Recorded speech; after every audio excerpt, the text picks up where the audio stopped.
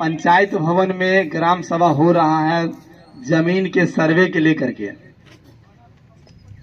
आप सभी लोग यहाँ पर उपस्थित हैं, इस बात को जान रहे हैं कि सर्वे होने वाला है। और जानकारी देने के लिए हम सब के बीच में आए हैं कानूनगो सर, जो जमीन संबंधित हम सब लोगों को जमीन जो सर्वे होने वाला है उसमें क्या क्या पेपर लगेगा, कैसे क्या होगा, उसके बारे में विस्तार रूप से यही बताएंगे। फिर बाद में हम सब लोग हैं, प्रत्येक परिवार के साथ यह समस्या है जमीन का, बेराबारी से हम सब लोग एक एक खड़ा होकर के पूछ लेंगे कि कैसे क्या होगा नहीं होगा, ताकि तर्क वितर्क हो जाए। बहुत सारा पेपर तैयार करना होगा हम सबों को। तो हम सीधे कानूनगो सर से अनुरोध करते हैं कि आप इस पंचायत में आए हैं और सीधे आप वार्ता कीजिए हमारे सभी लोगों से। आज की इस आम सभा में आप तमाम ग्रामवासियों का हार्दिक अभिनंदन है। आज की जो आम सभा रखी गई है ये सर्वे संबंधित आम सभा है। जैसा कि आप लोगों को पता होगा कि आपके अंचल में जो बोखरा अंचल है यहाँ पे सर्वे का काम प्रारंभ कर दिया गया है और हर एक राजेश ग्राम में आम रैयतों को, आम किसानों को इसकी जानकारी देने हेतु, सूचना देने हेतु आम सभा रखा जाता है। और आम सभा में सर्वे की जो विभिन्न प्रक्रिया है उसके बारे में विस्तृत रूप से आप लोगों को बताया जाता है, ताकि आप लोग इस प्रक्रिया को समझ लें और समझने के साथ साथ अपना काम आसानी के साथ करवा लें। जैसा कि आपको पता है कि सर्वे का काम जो होता है ये लगभग 60 साल बाद होता है।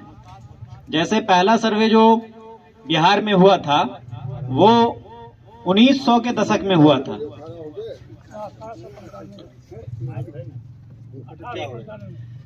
1900 के दशक में यहाँ पे सर्वे हुआ था और जिसका फाइनल खतियान 1901 से लेके 1917 तक बना था। हर जिला में अलग अलग समय पे खतियान बन के तैयार हुआ था। उसके उपरांत आज़ादी के बाद बिहार में एक नया सर्वे फिर से किया गया जिसको रिविजनल सर्वे बोलते हैं। और जिस रिविजनल सर्वे के आधार पर अभी आप लोग अपना दखल कब्जा किए होंगे, जो भी पेपर आप लोगों का है वो रिविजनल सर्वे के आधार पे ही बना हुआ है, जो 1960 के दशक में हुआ था और 1967 में उसका फाइनल खतियान प्रकाशित हुआ था। आपके जिला का जो खतियान बना हुआ है रिविजनल सर्वे का वो 1967 का बना हुआ है। 1967 के बाद बहुत सारी जमीन खरीद बिक्री हुई, बहुत सारे लोगों का जमीन आदान प्रदान हुआ। जो खतियानी रैयत हैं, खतियान में जिनका नाम है उनकी मृत्यु हो चुकी है और आज भी आप देखेंगे उन्हीं के नाम पे जमाबंदी भी कायम है, उन्हीं के नाम पे खतियान दर्ज है। तो सरकार एक प्रोविजन लाई कि जो पुराना रिकॉर्ड है मेरे पास, लैंड रिकॉर्ड जो भी पुराना है, इसको हम नए सिरे से अपडेट कर दें और अपडेट करके जो अभी जीवित रैयत हैं, जो जीवित किसान हैं, जो जमीन को जोत कोर कर रहे हैं, उनके नाम पर वो जमीन कर दी जाए, ताकि जो भूमि विवाद है, एक कॉमन डेटा ये है कि किसी भी जगह पर जो विवाद उत्पन्न होता है या जो केस मुकदमा उत्पन्न होता है उसमें 70% केस ऐसा रहता है जिसका जड़ कहीं ना कहीं जमीन से जुड़ा हुआ होता है। जमीन संबंधित विवाद इतना है कि वही विवाद आगे बढ़ के बहुत भयंकर विवाद में बदल जाता है। तो सरकार की तरफ से एक योजना लाई गई कि अगर हम बिहार में फिर से नया सर्वे कर दें, नया खतियान बना दें, नए लोगों के नाम पर उसका खतियान दर्ज कर दें, तो जो विवाद है, जमीनी विवाद है या सामाजिक विवाद है, उसमें 70% तक की कमी आ जाएगी। और डेटा अपडेट होने की वजह से सारे लोग अपने अपने जमीन पर सही से दावा कर सकेंगे, सही से जोत कोर कर सकेंगे, किसी दूसरे का हक कोई दूसरा नहीं मार सकेगा। जब आपके के पास पेपर रहेगा, जब आपके पास उस जमीन का प्रूफ रहेगा, तो फिर आपका हक कोई नहीं मार सकता है। अभी आप लोग जाते होंगे अंचल में दाखिल खारिज करवाने के लिए, तो 100 तरह का पेपर आपसे मांगा जाता होगा कि दाखिल खारिज करने के लिए ये पेपर चाहिए, वो पेपर चाहिए। और दाखिल खारिज होने के उपरांत भी आपके नाम पर बस जमाबंदी कायम होती है। नक्शा जो है वो आज भी यथावत है जो 1960 में नक्शा बना था, 1960 के सर्वे में नक्शा बना था, उसी नक्शा से आज भी आप लोग नापी करवाते होंगे और उसी नक्शा के हिसाब से सारा सरकारी काम होता है। लेकिन ये जब सर्वे हो जाएगा तो सर्वे होने के उपरांत नया नक्शा भी बनेगा और नया खतियान भी बनेगा। जो आप लोग अभी आपसी बंटवारा किए हुए हैं, जो आप लोग अपना बंटवारा करके जोत तोड़ कर रहे हैं, उसके हिसाब से नया नक्शा भी बनेगा और नया खतियान भी बनेगा। तो ये सर्वे जो है, इस सर्वे का नाम विशेष सर्वेक्षण दिया गया है। अभी जो सर्वे होने जा रहा है इसका नाम है स्पेशल सर्वे, या हिंदी में उसको बोलेंगे विशेष सर्वे। इस सर्वे में टोटल 22 प्रक्रिया है, 22 तरह का फॉर्म है जिसका इस्तेमाल इस सर्वे में किया जाता है। 22 प्रक्रिया पूर्ण होने के बाद एक नया खतियान बनेगा और खतियान हर एक रैयत को उनके बीच में वितरण करके दिया जाएगा। तो जैसा कि आप लोगों को पता है कि कोई भी सरकारी योजना जब शुरू होती है तो शुरू होने के लिए सरकार की तरफ से या विभाग की तरफ से उसका एक सूचना प्रकाशित किया जाता है कि आपके गांव में, आपके जिला में, आपके अंचल में ये सरकारी योजना शुरू की जा रही है। वैसे ही जब सर्वे का काम शुरू हुआ था तो एक नोटिस निकलती है, जिस नोटिस को उद्घोषणा बोलते हैं हम लोग। उद्घोषणा में ये जिक्र है कि आपके अंचल के अंतर्गत जो राजस्व ग्राम है, इसमें आज से सर्वे का काम आरंभ किया जा रहा है। सर्वे के काम में आप लोग अपना अपना जो भी दस्तावेज है वो अपना उपलब्ध करा के रखे रहें, ताकि जब सर्वे आपके पास आए तो आप उनको वो अपना पेपर दिखाकर अपना काम करवा सकें। अगर आपका वगैरह है तो उसका सीमांकन कर लें। बहुत सारे लोगों का आरी वगैरह टूटा फूटा रहता है, या फिर वैसा कोई सीमांकन नहीं है जिससे ये पता चल पाए कि आपका जमीन कहां से कहां तक है। तो वैसे लोगों को सूचित किया जाता है कि अपने अपने खेत का मेहर और सीमांकन सही से कर लें, ताकि जो सर्वेक्षण की प्रक्रिया है, जो नक्शा बनाने की प्रक्रिया है, आगे सीमांकन के हिसाब से हो सके। आपके पास अगर पेपर नहीं है तो पेपर उपलब्ध करवा लें, कहीं ना कहीं से उस पेपर को निकाल लें, ताकि सर्वे का जब भी काम होगा तो अपना अपना पेपर आपको जमा करना पड़ेगा। ये सारा सूचना आम रैयतों को दिया जाता है, जिसकी सूचना की प्रति आपके जनप्रतिनिधि को उपलब्ध कराई। और आपके मुखिया जी बहुत ही काबिले तारीफ हैं कि अभी तक मैंने बुखरा अंचल में जहां जहां आम सभा किया है, सबसे अच्छा व्यवस्था मुझे यहाँ पे लगा है। इतना अच्छा व्यवस्था और इतना अच्छा प्रचार करने का तरीका अभी तक किसी राजस्व ग्राम में मैंने नहीं देखा था। कल मुझे वीडियो भेजे थे आपके मुखिया जी, तो मुझे देख के बहुत खुशी हुई कि आपके जो जनप्रतिनिधि हैं, जिनको आप लोगों ने चुना है, वो काफी एक्टिव हैं आप लोगों को लेकर, यानी अपने जन को लेकर काफी एक्टिव हैं कि जो सर्वे का काम हो रहा है इसमें पूर्ण भागीदारी देकर आम जनता के लिए वो खड़े हैं और खड़े होके सारे लोगों का काम कराने के लिए तैयार हैं। तो आप लोगों की भी ये जिम्मेदारी बनती है कि जो जनप्रतिनिधि आपके लिए तैयार हैं तो आप उनका सहयोग कीजिए और सहयोग करके अपना अपना काम, जो नया खतियान बनने का काम है, वो करवा लीजिए। तो अभी हम विस्तृत रूप से आप लोगों को एक एक प्रक्रिया के बारे में बताएंगे कि सर्वे की प्रक्रिया कहाँ से शुरू होती है और कहाँ पे खत्म होती है, और उसमें आप लोगों का क्या क्या दायित्व है और हम लोगों का यानी कि सर्वे ऑफिस का क्या क्या काम है, इसके बारे में डिटेल में बताया जाएगा। आप लोग सारे लोग इस चीज को गौर से सुनिए। जो लोग उपस्थित हैं वो तो सुन ही रहे हैं, जो उपस्थित यहाँ पे नहीं हो पाए हैं तो उन आप लोगों का ये दायित्व बनता है कि जब अपने समाज में जाएंगे, 10 लोगों से आप मिलेंगे, तो उनको इस बारे में बताइएगा कि आज सर्वे के बारे में आम सभा रखा गया था, सर्वे कार्य के प्रति आम सभा रखा गया था, उसमें ये सारी बात बताई गई है। तो आप लोग भी अपनी अपनी तैयारी कर लें और तैयारी करो के जो भी पेपर आपसे मांगा जाएगा उसके अनुसार अपना सर्वे का काम करवा लें। जैसा कि आपको मैंने अभी बताया कि सर्वे में सबसे पहली प्रक्रिया जो होती है वो आम सूचना की होती है, जो आप लोगों को मिल चुकी है और आप लोग यहाँ पे इकट्ठा हो चुके हैं आम सभा के लिए, ताकि जानकारी आपको हासिल हो सके। इसके बाद की प्रक्रिया जो रैयत का दायित्व है, जो आम किसान का दायित्व है, उसमें यह है कि एक 3 पेज का आप लोगों को अभी फॉर्म उपलब्ध करवाया जाएगा। आपके गांव में जेरोक्स की दुकान होगी, वहां पे हम उपलब्ध करवा देंगे। सभी लोग उसका एक एक फोटोकॉपी ले लीजिएगा। वो 3 पेज के फॉर्म को आप लोगों को फिल करना है, अपने जमीन का सारा ब्यौरा उसमें डालना है, और डालने के बाद जो भी आपके पास उस जमीन का प्रूफ होगा, जो प्रमाण होगा, उसकी फोटोकॉपी उसमें लगाइएगा। आधार कार्ड सभी लोगों के पास होगा। आधार कार्ड की एक फोटोकॉपी लगाइएगा और उसको मेरे शिविर कार्यालय यानी कि जो सर्वे ऑफिस है वो आपको अंचल जो आपका प्रखंड है बोखरा प्रखंड वहां पर सर्वे ऑफिस बनी है वहां पे लाके आप लोगों को जमा करना पड़ेगा।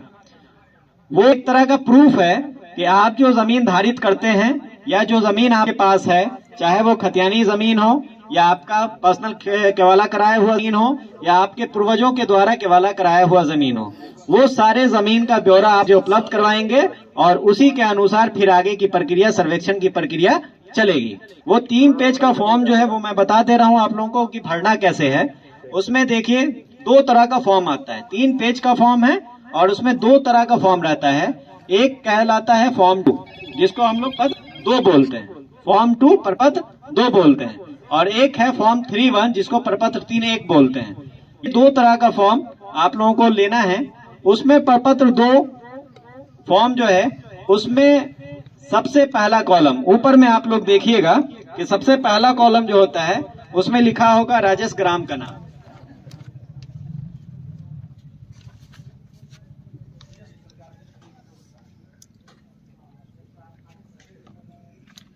ये देख लिए, ये फॉर्म है जो फॉर्म 2 कहलाता है। इस तरह का फॉर्म आप लोगों को मिलेगा, ये फॉर्म 2 कहलाता है। इसमें सबसे ऊपर में नाम लिखा रहता है राजेश ग्राम का नाम। राजेश ग्राम का मतलब कि जिस राजेश ग्राम में जिस गांव में आपकी जमीन है उस गांव का नाम लिखना है। जैसे आपका भौर एक राजेश ग्राम है तो भौर राजेश ग्राम अगर है तो यहाँ पे आपको भौर लिखना है। वाजिदपुर गुरहल अगर राजेश ग्राम है तो वाजिदपुर गुरहल लिखना है। इसी तरह जो भी आपका राजेश ग्राम है वो राजेश ग्राम का नाम यहाँ पे लिखाएगा पहला कॉलम में। ऊपर में देख लीजिए यहाँ पे राजेश ग्राम का नाम लिखना है। उसके बाद है थाना नंबर। हर एक राजेश ग्राम का एक थाना नंबर होता है जो आप लोगों को पता ही होगा, और अगर पता नहीं है तो हमसे संपर्क कर लीजिएगा, हम बता देंगे। उस राजेश ग्राम का थाना नंबर लिखना है। तीसरा ऑप्शन है हल्का नंबर। हल्का नंबर आप लोगों को छोड़ देना है, ये पहले यूज होता था जब जमाबंदी वगैरह में इसका इस्तेमाल होता था। इस बार हल्का नंबर का कोई मतलब नहीं है तो ये आप लोग छोड़ दीजिएगा। चौथा कॉलम है पुलिस थाना। आपका थाना कहाँ है, जो पुलिस थाना होता है वो थाना कहाँ है, वो बोखरा है आप लोगों का, बोखरा लिख दीजिएगा। अंचल बोखरा है तो वहाँ पे भी बोखरा लिख दीजिएगा, और जिला आपका सीतामढ़ी है तो वहाँ पे सीतामढ़ी लिख दीजिएगा। उसके नीचे कॉलम बना हुआ है, टोटल 11 कॉलम है, और उस कॉलम में पहला कॉलम जो है वो है रैयत का नाम, सह हिस्सेदार का नाम एवं पिता का नाम। रैयत बोलते हैं हम उस आदमी को जो किसान उस जमीन को जोत रहा हो, जो जमीन वो जोतता है उस आदमी को हम लोग सर्वे के लैंग्वेज में रैयत बोलते हैं। तो रैयत का नाम का मतलब ये हुआ कि जो वर्तमान में जो हाल में उस जमीन को जोत रहा है, आबाद कर रहा है, उस आदमी का नाम वहां पे लिखाएगा। इसमें 2 केस बनता है। पहला ये केस कि किसी एक आदमी की वो जमीन होगी, किसी एक आदमी की जमीन होगी तो वहां पे एक आदमी का नाम लिखाएगा। लेकिन अगर वही जमीन खतियानी जमीन है आप लोगों की, या आपके पूर्वजों के नाम पे जमीन है और उसका अभी तक बंटवारा नहीं किया गया है, तो सारे भाई के द्वारा मिलके उसको जोतकोर किया जा रहा है। तो जितने भाई के द्वारा जोतकोर किया जाएगा वो सारे भाई का नाम यहाँ पे दर्ज होगा। अगर एक आदमी जोत रहा है तो एक आदमी का नाम, और अगर 2-4 भाई मिलके उसको जोतकोर रहे हैं तो 2-4 भाई सबका नाम दर्ज होगा, और उसके नीचे आपके पिताजी का नाम दर्ज होगा। पहला कॉलम ये है कि रैयत का नाम, सह हिस्सेदार का नाम और उनके पिता का नाम। तो एक आदमी अगर उसको जोत आबाद कर रहा है तो एक आदमी का नाम लिखिए, अगर अलग से हिस्सेदारी आपको मिली हुई है तो एक आदमी का नाम लिखिए, और अगर 4 भाई, 3 भाई, 5 भाई जो भी हैं वो सारे मिलके उसको जोत आबाद कर रहे हैं तो सारे भाइयों का नाम वहां पे दर्ज होगा, और सबसे नीचे आपके पिताजी का नाम दर्ज होगा। दूसरा कॉलम जो है वो है अस्थाई पता। अस्थाई पता का मतलब होता है कि जहां आप घर बनाकर रह रहे हो, जहां पे आप हमेशा के लिए रहते हो। ऐसा भी केस बनता है कि आपकी जमीन हो सकता है 2 से 3 गांव में हो, एक गांव में भी है, दूसरे गांव में भी है, तीसरे गांव में भी है, लेकिन आपका जो अस्थाई पता होगा, जो घर होगा, वो हमेशा एक जगह पर होगा। तो अस्थाई पता आप सेम लिखिएगा, लेकिन अगर आपकी जमीन 2 गांव में है तो आपको इस तरह का 2 फॉर्म भरना पड़ेगा। हर गांव के लिए अलग अलग फॉर्म आता है, ठीक है। जैसे वाजिदपुर गुरहल है तो गुरहल के लिए अलग फॉर्म भरिएगा, भौर है तो भौर के लिए अलग फॉर्म भरिएगा। तीसरा कॉलम है खाता नंबर। खाता नंबर, हर एक जमीन का एक खाता नंबर होता है जो आपके पेपर पे लिखा रहेगा, वहां से देख के यहाँ पे खाता नंबर लिखिएगा। चौथा कॉलम है खेसरा नंबर। खेसरा नंबर का मतलब खेत का नंबर। ये भी आपके पेपर पे दिया हुआ रहेगा और उसको भी देख के आप लोग यहाँ पे दर्ज कर सकते हैं। पांचवा कॉलम है रकबा। रकबा आपको एकड़ और डिसमिल में डालना है। रकबा का मतलब होता है एरिया, कितना जमीन है आपके पास कुल, वो चीज यहाँ पे लिखना है। बहुत सारे लोग के पेपर पे कट्ठा में जमीन लिखा होगा, ठीक है, या फिर आप लोग जो आपसी बोलचाल में इस्तेमाल करते हैं वो कट्ठा में लिखते हैं, तो वो कट्ठा आप लोगों को नहीं इस्तेमाल करना है।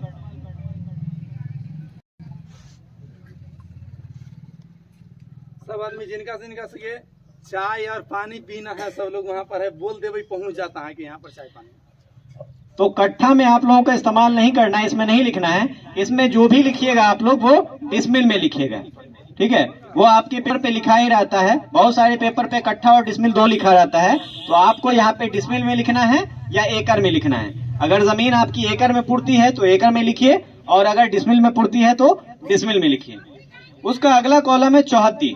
चौहद्दी में एक चीज ध्यान ये रखना है कि चौहद्दी जो होती है वो आपके पेपर पे कुछ और होगी और वर्तमान चौहद्दीदार आपके कोई और होंगे।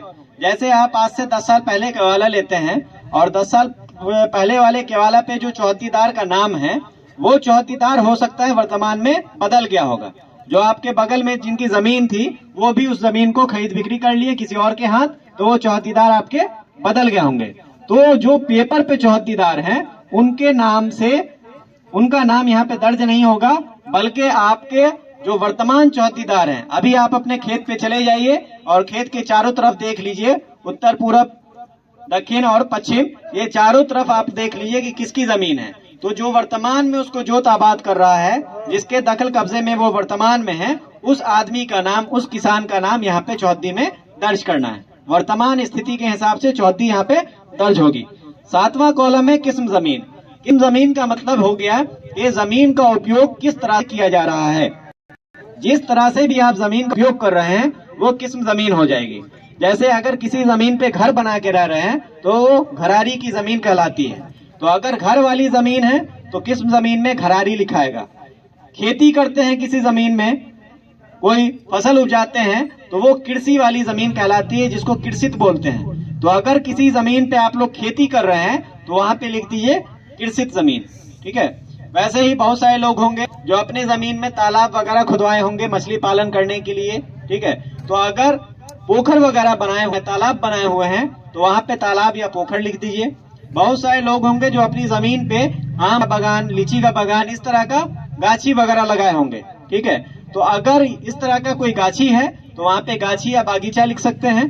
तो ये उपयोग किस तरह से आप जमीन कर रहे हैं वो उपयोग के हिसाब से यहाँ पे किस्म जमीन दर्ज करना है। तो जैसा आपके पास जमीन है, जिस जमीन का उपयोग जिस तरह से हो रहा है वैसा आप किस्म जमीन में दर्ज करेंगे। 8वां कॉलम है लगान। लगान का मतलब हुआ कि जो आप सरकार को टैक्स पे करते हैं अपनी जमीन का, जो लगान देते हैं सरकार को, वो लगान कितना आपका लगता है सालाना, वो लगान यहाँ पे दर्ज करना है। बहुत सारे लोग ऐसे होंगे जिनके नाम पे अभी दाखिल खाई नहीं हुआ होगा या उनके नाम से रसीद नहीं कटता होगा, तो वैसे लोग इस कॉलम को खाली छोड़ सकते हैं। ये कॉलम कंपलसरी नहीं है। कॉलम नंबर 8 और 9 जो है ये कंपलसरी नहीं है, ये ऑप्शनल है। अगर आपके पास उपलब्ध है तो यहाँ पे भर दीजिए, उपलब्ध नहीं है तो इसको खाली छोड़ सकते हैं। 8 में आपका लगान है और 9 में है जमाबंदी संख्या। जमाबंदी संख्या भी तभी आएगी जब आपका दाखिल खारिज आपके नाम से होगा। तो अगर जमाबंदी संख्या आपको उपलब्ध है, आपके पास है, तो वहां पे लिख दीजिए, अगर नहीं है तो उसको खाली छोड़ सकते हैं। 10वां कॉलम है भूमि पे दावा का आधार। ये सबसे बड़ी चीज है किसी भी जमीन के लिए कि आप जो जमीन पे कब्जा दिखा रहे हैं, जो जमीन का ब्यौरा यहाँ पे आप भर रहे हैं, उस जमीन पे दावा का आधार क्या है, किस आधार पे आप दावा कर रहे हैं कि वो जमीन आपकी है। तो दावा के आधार में 3-4 तरह का पेपर आता है, जिस पेपर के आधार पे आप दावा कर सकते हैं किसी जमीन पे। सबसे पहला जो आधार होता है, जो महत्वपूर्ण आधार है किसी जमीन का, वो है खतियान। यानी कि जो 1960 के दशक में आप लोगों का गांव का खतियान बना हुआ है, वो खतियान के बेस पे कोई भी जमीन पे दावा करता है। खतियान में अगर आपके पूर्वज का नाम है और आप उनके वंशज हैं, यानी कि आप उनके खानदान के लोग हैं, ये आपको प्रूफ करना पड़ेगा कि आप उनके वंशज हैं, आप उनके बेटा या पोता हैं। ये चीज प्रूफ करना पड़ेगा, तब जाके आपको वो जमीन प्राप्त होगी। और ये प्रूफ करने का तरीका है वंशावली। सब लोग सुने होंगे वंशावली का नाम। तो वैसी जमीन जो खतियानी हो और खतियानी रैयत की मृत्यु हो गई हो, या केवाला भी हो और केवालाधारी की मृत्यु हो गई हो, ऐसी स्थिति में आप लोगों को वंशावली बनाना पड़ेगा। और वंशावली बनाने का प्रोसेस आप लोगों को पता है। अब वंशावली जो बनता है वो पंचायत सचिव स्तर से बनता है। पंचायत सचिव स्तर से, पंचायत सचिव और आपके गांव के जो सरपंच महोदय हैं, इनका साइन उस पे होगा। दोनों के संयुक्त हस्ताक्षर से वंशावली निर्गत होता है। वंशावली के लिए एक चीज हम आप लोगों को बताएंगे कि आम प्रचलन ऐसा है वंशावली में कि जब भी वंशावली बनती है तो वंशावली में लोग सिर्फ बेटा का नाम दर्शाते हैं, बेटी का नाम कहीं पे दर्ज नहीं करते हैं। ये चीज आम प्रचलन में है। इससे पूर्व जो सर्वे का काम आपके जिला में चल रहा था वो 4 अंचल में चल रहा था। आपके बगल में एक अंचल है बाजपट्टी, पुपरी के जस्ट बगल में, नाम सुने होंगे। बाजपट्टी में सर्वे का काम चल रहा था। पतनाहा अंचल है एक, पतनाहा अंचल सर्वे का काम चल रहा था। रीगा अंचल है एक, वहाँ काम चल रहा था। और सोनबरसा अंचल है एक, वहाँ काम चल रहा था। टोटल आपके जिला में 17 अंचल में से 4 अंचल में पूर्व से ही सर्वे का काम चल रहा है, जो 2020 से काम चल रहा है। और आपके अंचल में वर्तमान में ये शुरू किया गया है, हाल में ये शुरू किया गया है। तो इससे पूर्व मैं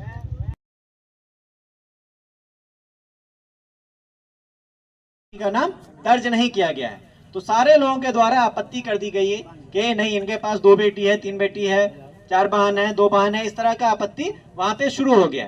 तो वंशावली में आपको हर हाल में अपनी बहन, बेटी, फुआ जो भी है आपके खानदान में, सबका नाम दर्शाना है। किसी का नाम आप छोड़ नहीं सकते हैं। लोगों का ये मानना है कि वंशावली में अगर नाम दिखा देंगे तो फिर हिस्सेदारी हो जाएगी बहन और बेटी की, जो कि वर्तमान में उसको हिस्सा नहीं मिला हुआ है, लेकिन खतियान में उनका नाम दर्ज हो जाएगा वंशावली में दिखाने से। लेकिन ऐसा नहीं होता है। वंशावली आप बनाएंगे तो उसमें हर हाल में नाम दर्ज कराइए, और अगर उनको हिस्सा आप नहीं दिए हैं या वो हिस्सा नहीं लिए हैं तो फिर आप उनसे एक एनओसी ले लीजिए। एनओसी लेने से फायदा ये होगा कि भविष्य में कभी भी वो उस जमीन पे दावा नहीं कर सकेंगे। अभी वर्तमान में मान लेते हैं कि आप अपने नाम से वो सर्वे करवा लीजिए, नया खतियान अपने नाम से बनवा लीजिए।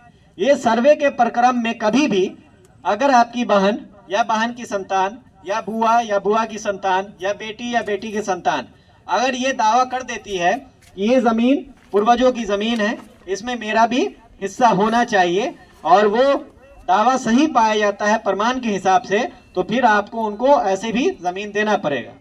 अगर इस सर्वे का नया खतियान बन जाता है, खतियान बनने के उपरांत अगर आपकी बहन, बेटी, बुआ जो भी हैं आपके खानदान में, ये कोर्ट चली जाती है कि मेरा हिस्सा इसमें से ये लोग मिलके फर्जी काम करके गायब कर दिए हैं और सारी जमीन अपने नाम पे चढ़वा लिए हैं, तो आपके ऊपर सत्यापन के बाद आपके ऊपर 420 का केस भी हो सकता है।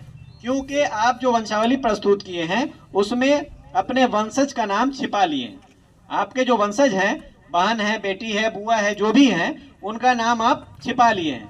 तो नाम छिपाने से सरकारी काम करवा कर आप बच नहीं सकते हैं। आप कहीं ना कहीं पकड़ाइएगा, और जब पकड़ाइएगा सरकारी कार्य में तो फिर आपके ऊपर फर्जीवाड़ा का केस होगा कि फर्जी काम आपने करवाया है।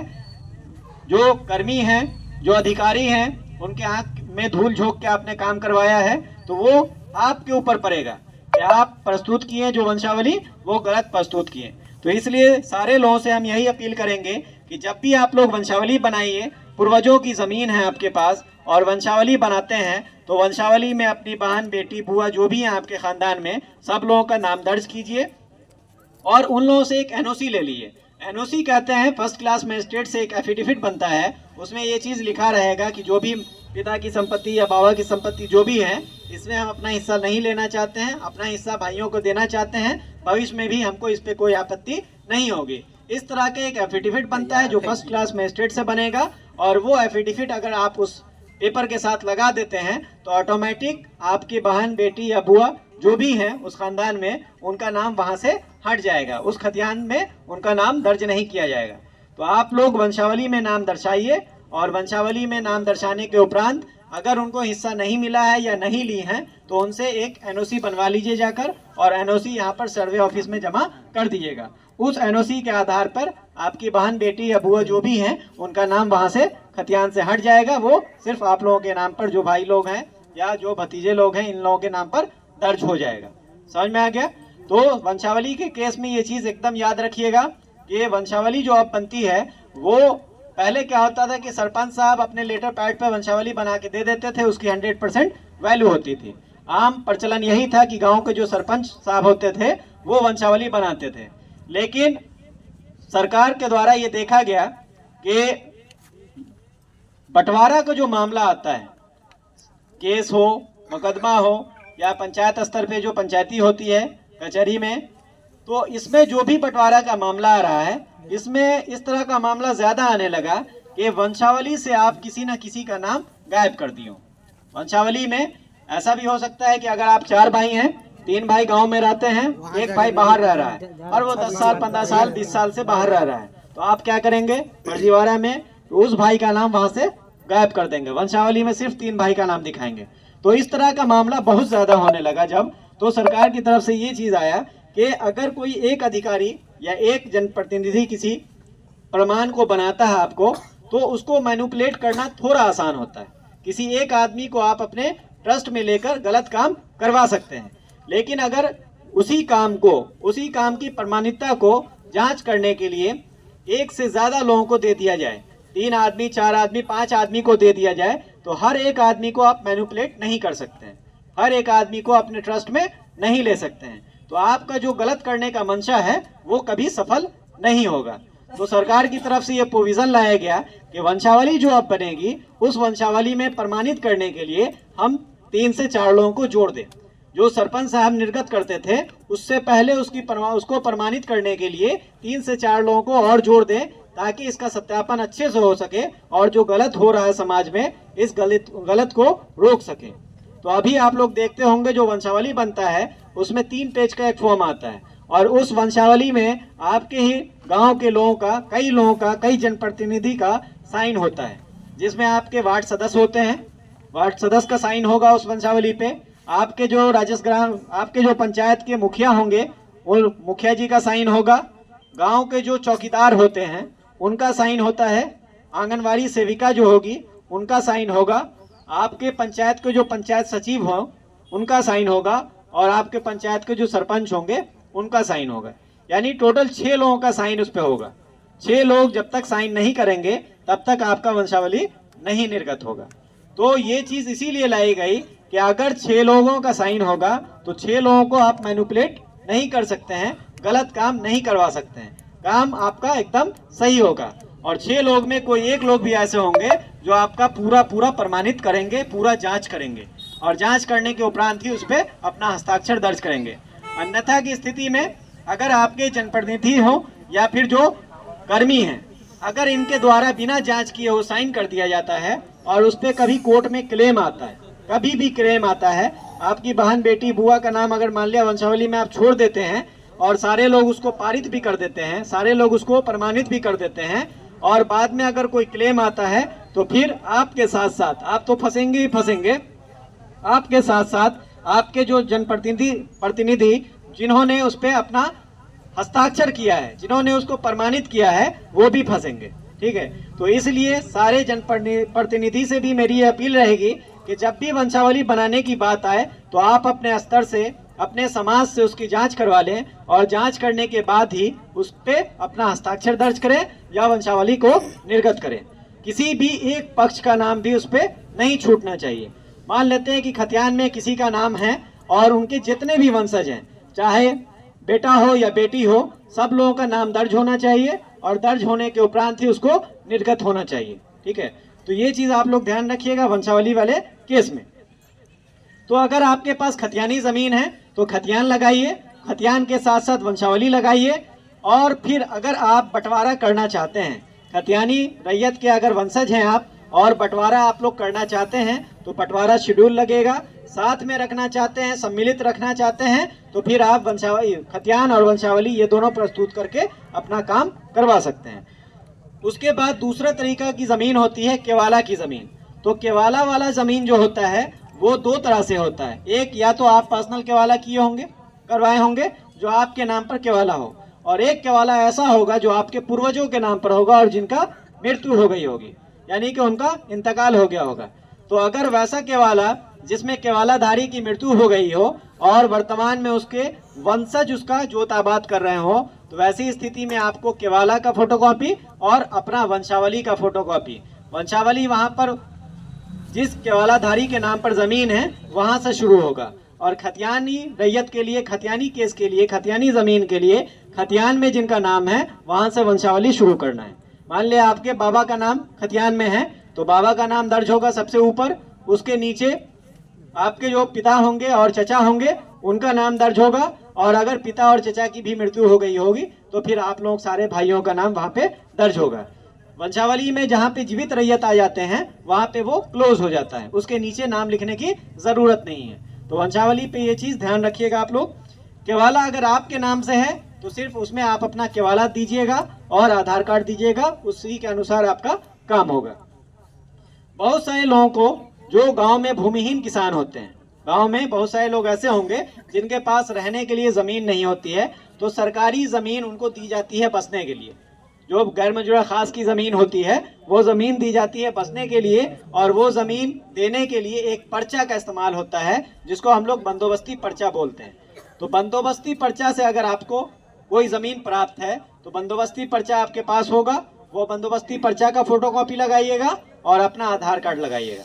बंदोबस्ती पर्चा में भी सेम केस है कि अगर आपके नाम से निर्गत है बंदोबस्ती पर्चा तब तो आपको सिर्फ बंदोबस्ती पर्चा देना है, और अगर आपके पूर्वज के नाम से निर्गत है, जो आपके पूर्व पिताजी होंगे या बाबा जी होंगे, इन लोगों के नाम से निर्गत है, तो उसमें फिर आपको वंशावली लगाने की जरूरत पड़ेगी। उसके बाद बहुत सारे लोग ऐसे होते थे पहले जमींदार, जिनके बहुत सारे जॉन मजदूर होते थे, जमींदार टाइप के आदमी हैं, तो वो क्या करते थे अपने जमीन की देखभाल करने के लिए कई लोगों को रखते थे।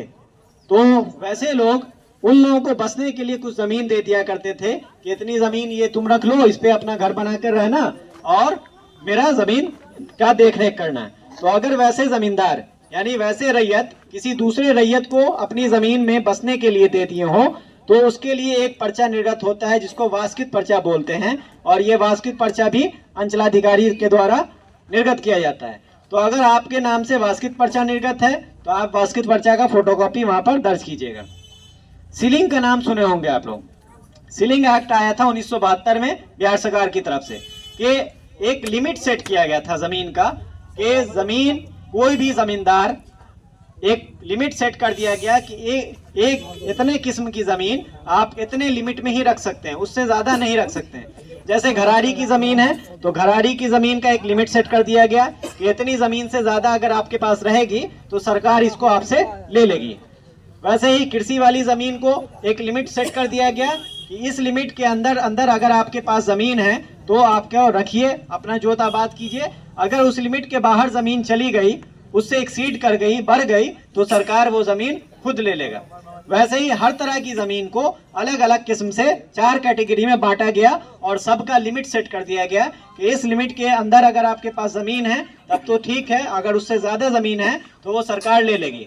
तो सरकार वो जमीन लेकर जमींदार से आप ही के गांव के भूमिहीन किसानों के बीच में उसका वितरण किया था, जिसका पर्चा निर्गत हुआ, और उस पर्चा को हम लोग बोलते हैं परवाना का पर्चा। तो अगर सीलिंग एक्ट के द्वारा आपको परवाना का पर्चा प्राप्त है तो फिर वहां पर आप लिखिएगा परवाना के पर्चा से प्राप्त भूमि, और उसका फोटोकॉपी आपको लगाना पड़ेगा। बहुत सारे लोग ऐसे होंगे जिनको भूदान में जमीन मिली होगी, यानी कि दान वाली जमीन आपको उसका पर्चा मिला होगा। तो अगर भूदान का पर्चा आपके पास है तो भूदान का पर्चा आप इसमें लगाइएगा, अपना आधार कार्ड लगाइएगा और फिर कार्यालय में जमा कर दिएगा। लास्ट कॉलम है अभियुक्ति कॉलम, जिसको रिमार्क्स का कॉलम बोलते हैं। अभियुक्ति कॉलम का मतलब ये होता है कि वैसी सारी जानकारी जो इस फॉर्म में पूछी नहीं गई है लेकिन देना आपको जरूरी है, वैसी जानकारी जो फॉर्म में पूछी नहीं गई है लेकिन आपको देना जरूरी है। वैसा केस तब बनता है जैसे किसी जमीन पर भूमि विवाद है, किसी जमीन पर भूमि विवाद चल रहा है, कोई कोर्ट केस चल रहा है। तो अगर कोर्ट केस चल रहा है तो आप अभियुक्ति कॉलम में उस केस का नंबर और उसका साल दर्ज कीजिएगा और वर्तमान स्थिति क्या है वो दर्ज कीजिएगा अभियुक्ति कॉलम में। दूसरा के ऐसा भी हो सकता है, गांव समाज में ऐसा होता है कि जमीन आपकी है, पेपर आपका है, लेकिन दखल कब्जा कोई जबरदस्ती किए हुआ है, कोई दूसरा दखल कब्जा उस पर कर लिया है। तो जमीन आपकी है, प्रमाण आपका है, तो आप क्या कीजिएगा, फॉर्म आप भरिएगा, लेकिन अभियुक्ति कॉलम में वहां पे लिख दिएगा बकब्जे फलाना, यानी कि कब्जा जिसका रहेगा उसका नाम वहां पे दर्ज हो जाएगा बकब्जे में। तो इससे ये प्रूफ हो जाएगा, जब मेरे पास फॉर्म आएगा तो ये प्रूफ हो जाएगा कि ये जमीन आपकी है, जमीन का साक्ष्य आपके पास है, लेकिन आपकी जमीन पे कब्जा किसी और का है। तो ऐसा अगर कोई भी कंडीशन आता है तो आप अभियुक्ति कॉलम में उसको दर्ज कर दीजिएगा। समझ में आ गया? तो यही फॉर्म 2 है जो आप लोगों को भरना है, और ये भर के अपना दस्तावेज लगाकर, आधार कार्ड लगाकर शिविर कार्यालय जो हमारा अंचल ऑफिस में है, बोखरा अंचल में सर्वे ऑफिस, वहां पे जमा करना है।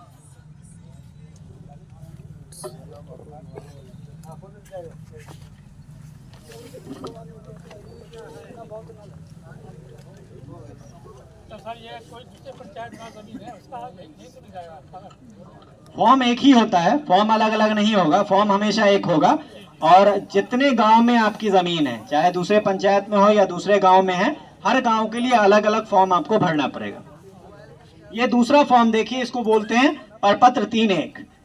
ये है फॉर्म 3-1, इसको भी आपको भरना है। इसमें देखिए सबसे ऊपर में जो है वो लिखा हुआ है अंचल का नाम और जिला का नाम। अंचल आपका बोखरा, जिला आपका सीतामढ़ी, तो अंचल में बोखरा लिख दिए, जिला में आप सीतामढ़ी लिख दिए।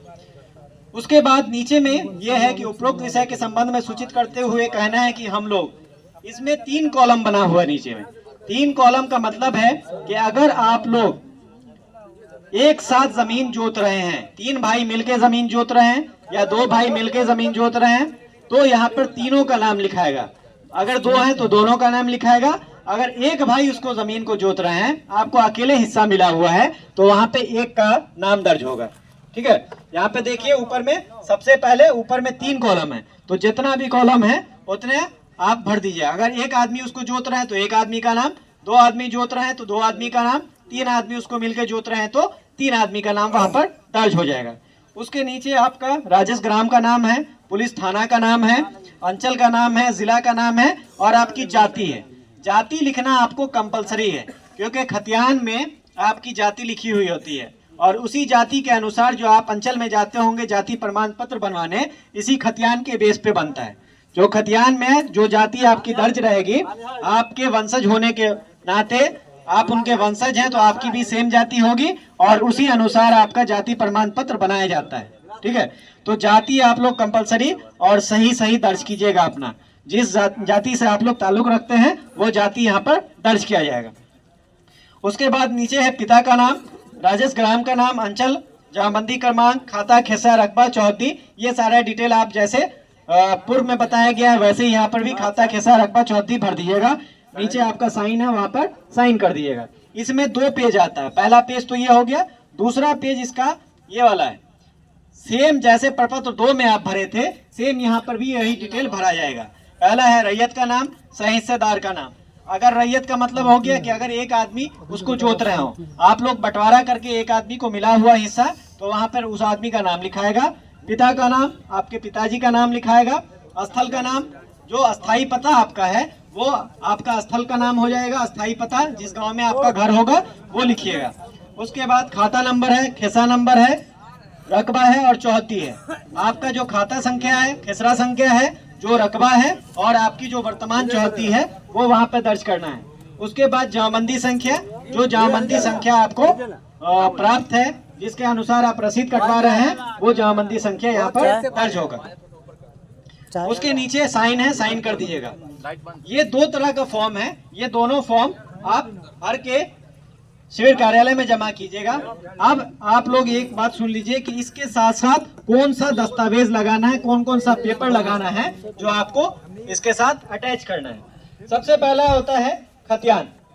सबसे पहला जो प्रूफ होता है वो खतियान होता है। तो खतियानी जमीन आपके पास है, अगर खतियानी जमीन आपके पास है और आप उसको जोत आबाद कर रहे हैं, तो खतियानी रैयत अगर आपके पूर्वज थे तो आप उसमें खतियान का फोटोकॉपी और उसके साथ वंशावली का फोटोकॉपी लगाइएगा।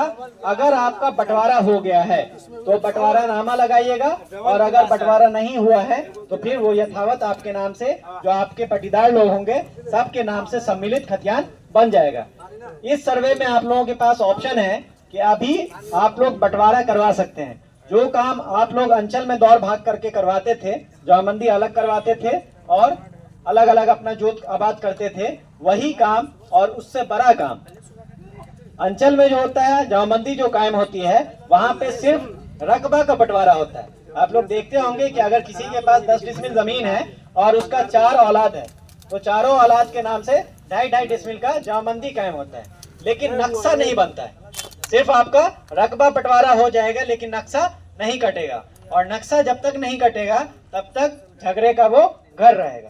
तो इसीलिए सर्वे में ये आप लोगों के पास ऑप्शन है कि आप लोग बंटवारा करवा सकते हैं, और बंटवारा के अनुसार जो शेड्यूल आप हमको दीजिएगा उसके अनुसार हम आपका नक्शा भी काट देंगे, नक्शा भी अलग अलग बना देंगे, और आपका हिस्सेदारी जो आपका रकबा है वो भी अलग अलग आपके नाम पे दर्ज कर दिया जाएगा।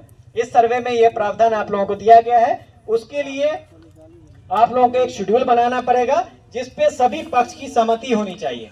अगर 4 भाई हैं तो चारों भाई सहमत होने चाहिए, और चारों भाई का उस पे साइन होना चाहिए। सहमति का मतलब साइन होना चाहिए। अगर साइन किया हुआ है, सहमति दिया हुआ है, तो फिर हम आप लोगों का अलग अलग खतियान भी बना देंगे और अलग अलग नक्शा भी आपका दर्ज कर देंगे। ठीक है, तो आप लोगों को बताया गया है कि अगर बंटवारा आप लोगों को करना है वर्तमान में, तो जो बंटवारा आप लोग मौखिक आधार पे किए हों, जो बंटवारा ऐसे ही समाज में बैठ के कर लिए होंगे कि फलाना कोला पे आप जोत लीजिए, फलाना कोला हमको दे दी, इस तरह का मौखिक बंटवारा होता है गांव में। तो अगर मौखिक बंटवारा कोई भी है आपका, तो उस मौखिक बंटवारा को पेपर पे उतार लीजिए। एक पेपर लीजिए, पेपर पे उस बंटवारा का शेड्यूल बनाइए, सभी पक्ष का साइन लीजिए उस पे। आपके गांव के जो जनप्रतिनिधि होते हैं जिनकी उपस्थिति में बंटवारा किया जाएगा, उस जनप्रतिनिधि का साइन ले लीजिए, जिसमें आपके सरपंच होंगे, मुखिया होंगे, पंच होंगे, या फिर आपके जो समाज के प्रशिक्षित लोग होते हैं उनका नाम या उनकी गवाही वहां पर दर्ज होगी, उनका साइन वहां पर दर्ज रहेगा। तो इन लोगों के साइन के बाद अगर सभी पक्ष सहमत हैं तो उसके आधार पर हम आपका नया अलग अलग खतियान भी बना देंगे और अलग अलग नक्शा भी बना देंगे। ठीक है, दूसरा केस आता है कि आपके पास केवाला की जमीन है, केवाला वाली जमीन है। तो अगर केवाला वाली जमीन आपके पास है और केवाला आपके नाम से है, तो आपको केवाला का जिरोक्स लगाना पड़ेगा और अपना आधार कार्ड लगाना पड़ेगा। लेकिन वही केवाला अगर आपके पूर्वजों के नाम पर है जिनकी मृत्यु हो गई हो, जैसे आपके पिताजी के नाम पे केवाला है और पिताजी की मृत्यु हो गई है, तो वैसी स्थिति में आपको केवाला का फोटोकॉपी लगाना पड़ेगा, आपको अपना वंशावली का फोटोकॉपी लगाना पड़ेगा और आधार कार्ड का फोटोकॉपी लगाना पड़ेगा। सेम स्थिति बनती है कि अगर आपके पूर्वज के नाम पे केवाला था, तो आपके भाइयों और बहनों के बीच में अगर उसका बंटवारा हो गया है तो बंटवारा के अनुसार अलग अलग हिस्सा बन जाएगा, अलग अलग नक्शा बन जाएगा। और अगर बंटवारा नहीं हुआ है तो सभी के नाम से सम्मिलित अकाउंट बन जाएगा, सम्मिलित खतियान बन जाएगा। एक ही खतियान चारों भाई, पांचों भाई, जितने भी भाई होंगे सबके नाम से बन जाएगा। तीसरा केस आता है कि आपके पास कोई पर्चा की जमीन है। जैसे पर्चा में आपको बताया गया कि सरकारी जमीन रहेगी तो बंदोबस्ती पर्चा निर्गत होता है, रैयती जमीन रहती है तो वास्कित पर्चा निर्गत होता है, सीलिंग वाली जमीन है तो परवाना निर्गत होता है, और अगर भूदान की जमीन है तो भूदान वाला पर्चा निर्गत होता है। तो ऐसी अगर कोई भी पर्चा है आपके पास, ऐसा कोई भी पर्चा है जिसके आधार पे आप जमीन का दावा कर रहे हैं, तो उस पर्चा का फोटोकॉपी लगाइएगा, आपका रसीद कटता होगा। पर्चा वाली जमीन के लिए कंपलसरी ये चीज है कि आपके नाम पर उसकी जमाबंदी कायम होनी चाहिए। ये चीज याद रख लीजिए। केवाला वाली जमीन और खतियान वाली जमीन का अगर आप रसीद नहीं कटाते हैं तब भी इस सर्वे में उसका खतियान बन जाएगा। लेकिन आपका जो पर्चा वाली जमीन है, जो सरकारी जमीन आपको दी गई है, या जो वास्कित पर्चा वाली जमीन है, जो रैयती जमीन आपको दी गई है, इसका आपके नाम पर दाखिल खारिज होना अनिवार्य है। अगर इसका सत्यापन हमारे अंचल कार्यालय से नहीं हो पाता है तो फिर आपके नाम से नया खतियान नहीं बनेगा। अंचल से हम लोग उसका सत्यापन करवाएंगे और सत्यापन करवाने के उपरांत ही आपके नाम पे खतियान बनाने का काम करेंगे। लेकिन केवाला वाले केस में और खतियानी जमीन के केस में अगर आपके नाम से वंशावली आपके नाम से दाखिल खारिज नहीं है, लेकिन वंशावली से ये प्रूफ है कि आप उनके वंशज हैं, तो आपके नाम से खतियान बनाने का कार्य किया जाएगा।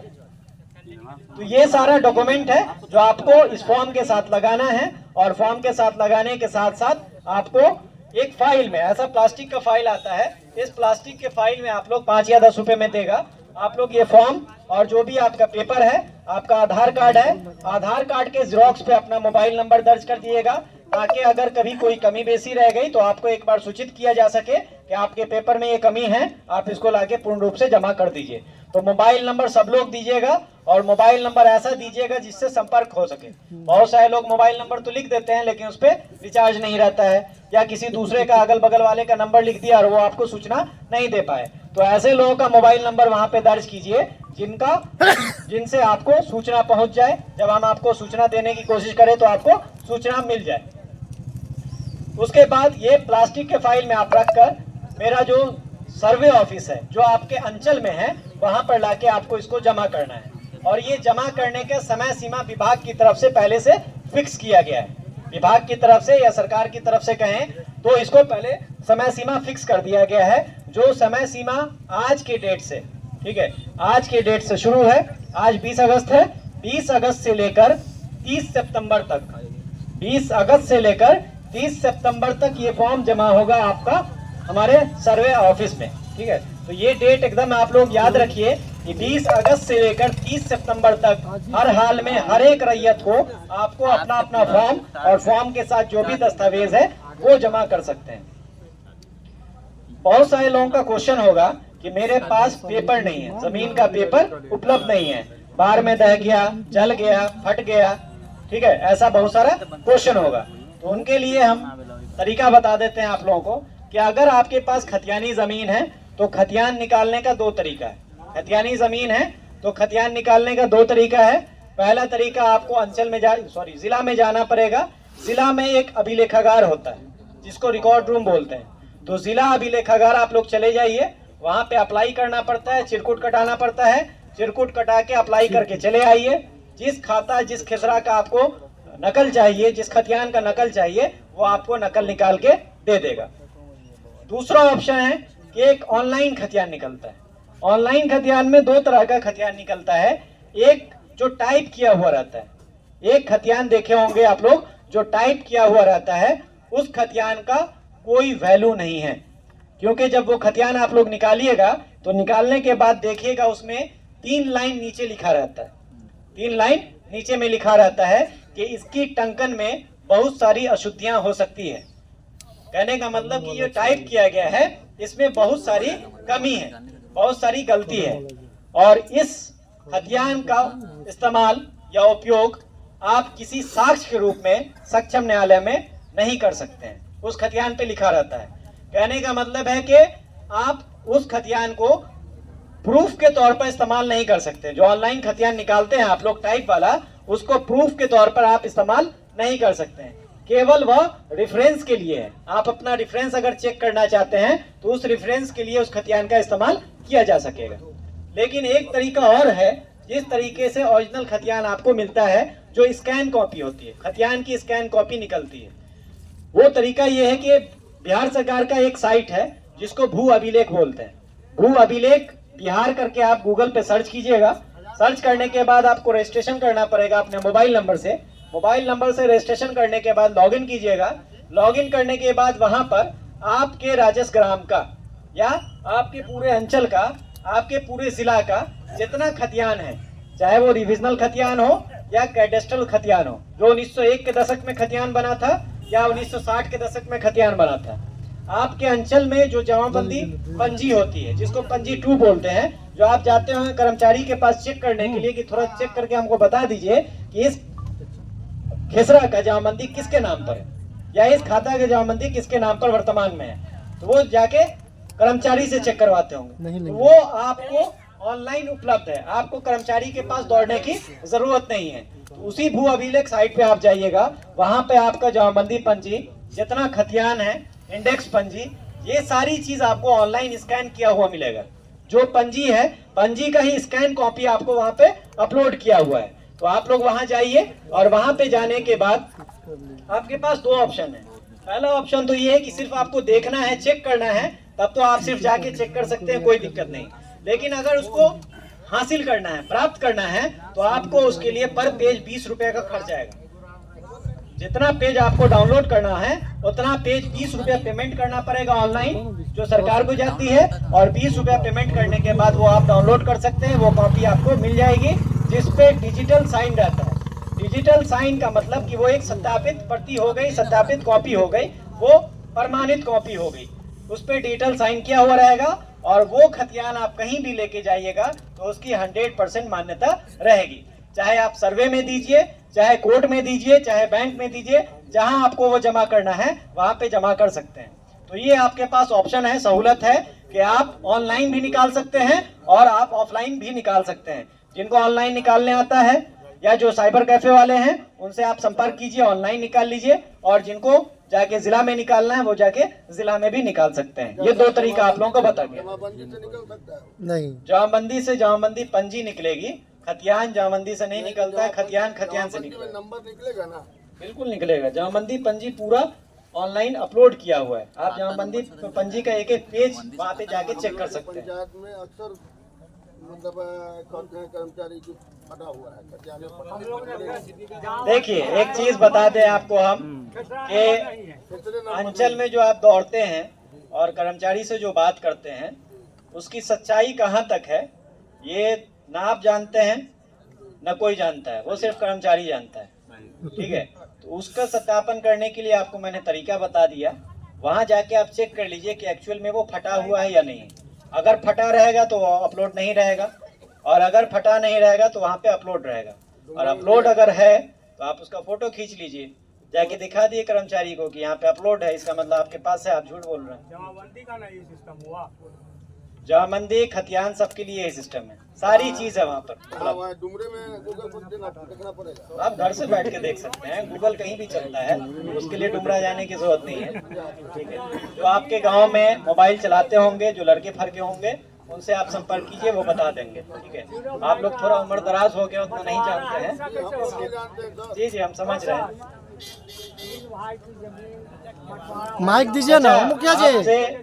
आप सुन लीजिए मेरी बात, पहले हम सारी बात बता देते हैं, फिर आप लोगों से हम क्वेश्चन लेंगे, तो अभी सिर्फ सुन लीजिए। ठीक है, फिर चर्चा हम करेंगे आप लोगों की बात पर।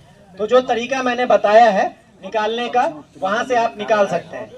दूसरा ऑप्शन है, सुन लीजिए, दूसरा तरीका ये है कि अगर आपका केवाला है और केवाला 1994 या 95 के बाद का है, 1994 या 95 के बाद का अगर केवाला है आपके पास, तो वैसा केवाला आपको ऑनलाइन मिल जाएगा। अगर केवाला 1994 के बाद का है तो 94 के बाद का लगभग केवाला ऑनलाइन अपलोड किया गया है, आप वहां से भी केवाला निकाल सकते हैं।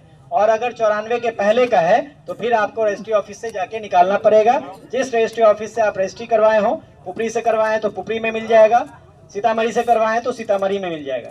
तो अगर किन्हीं के पास केवाला नहीं है तो ऑनलाइन केवाला निकालने का भी प्रावधान है, वो आप निकाल सकते हैं। लेकिन ऑनलाइन केवाला जो है वो आपका अमूमन हम समझते हैं कि 94 के बाद का निकलेगा, उससे पहले का अपलोड नहीं है। तो 94 के बाद का अगर केवाला है तो वो आपको ऑनलाइन प्राप्त हो जाएगा, और अगर 94 के पहले का केवाला है तो वो आपको रजिस्ट्री ऑफिस से जाके निकालना पड़ेगा। तो ये तरीका आपको केवाला का। और अगर कोई पर्चा, जैसे बंदोबस्ती पर्चा हो, बास्केट पर्चा हो या परवाना का पर्चा हो, तो ये पर्चा अगर आपके पास नहीं है तो पर्चा और ये जमीन का अगर आपको नकल निकालना है तो उसके लिए अंचल आपको जाना पड़ेगा, और अंचल से जाकर आपको वहां पे उसका नकल निकालना पड़ेगा।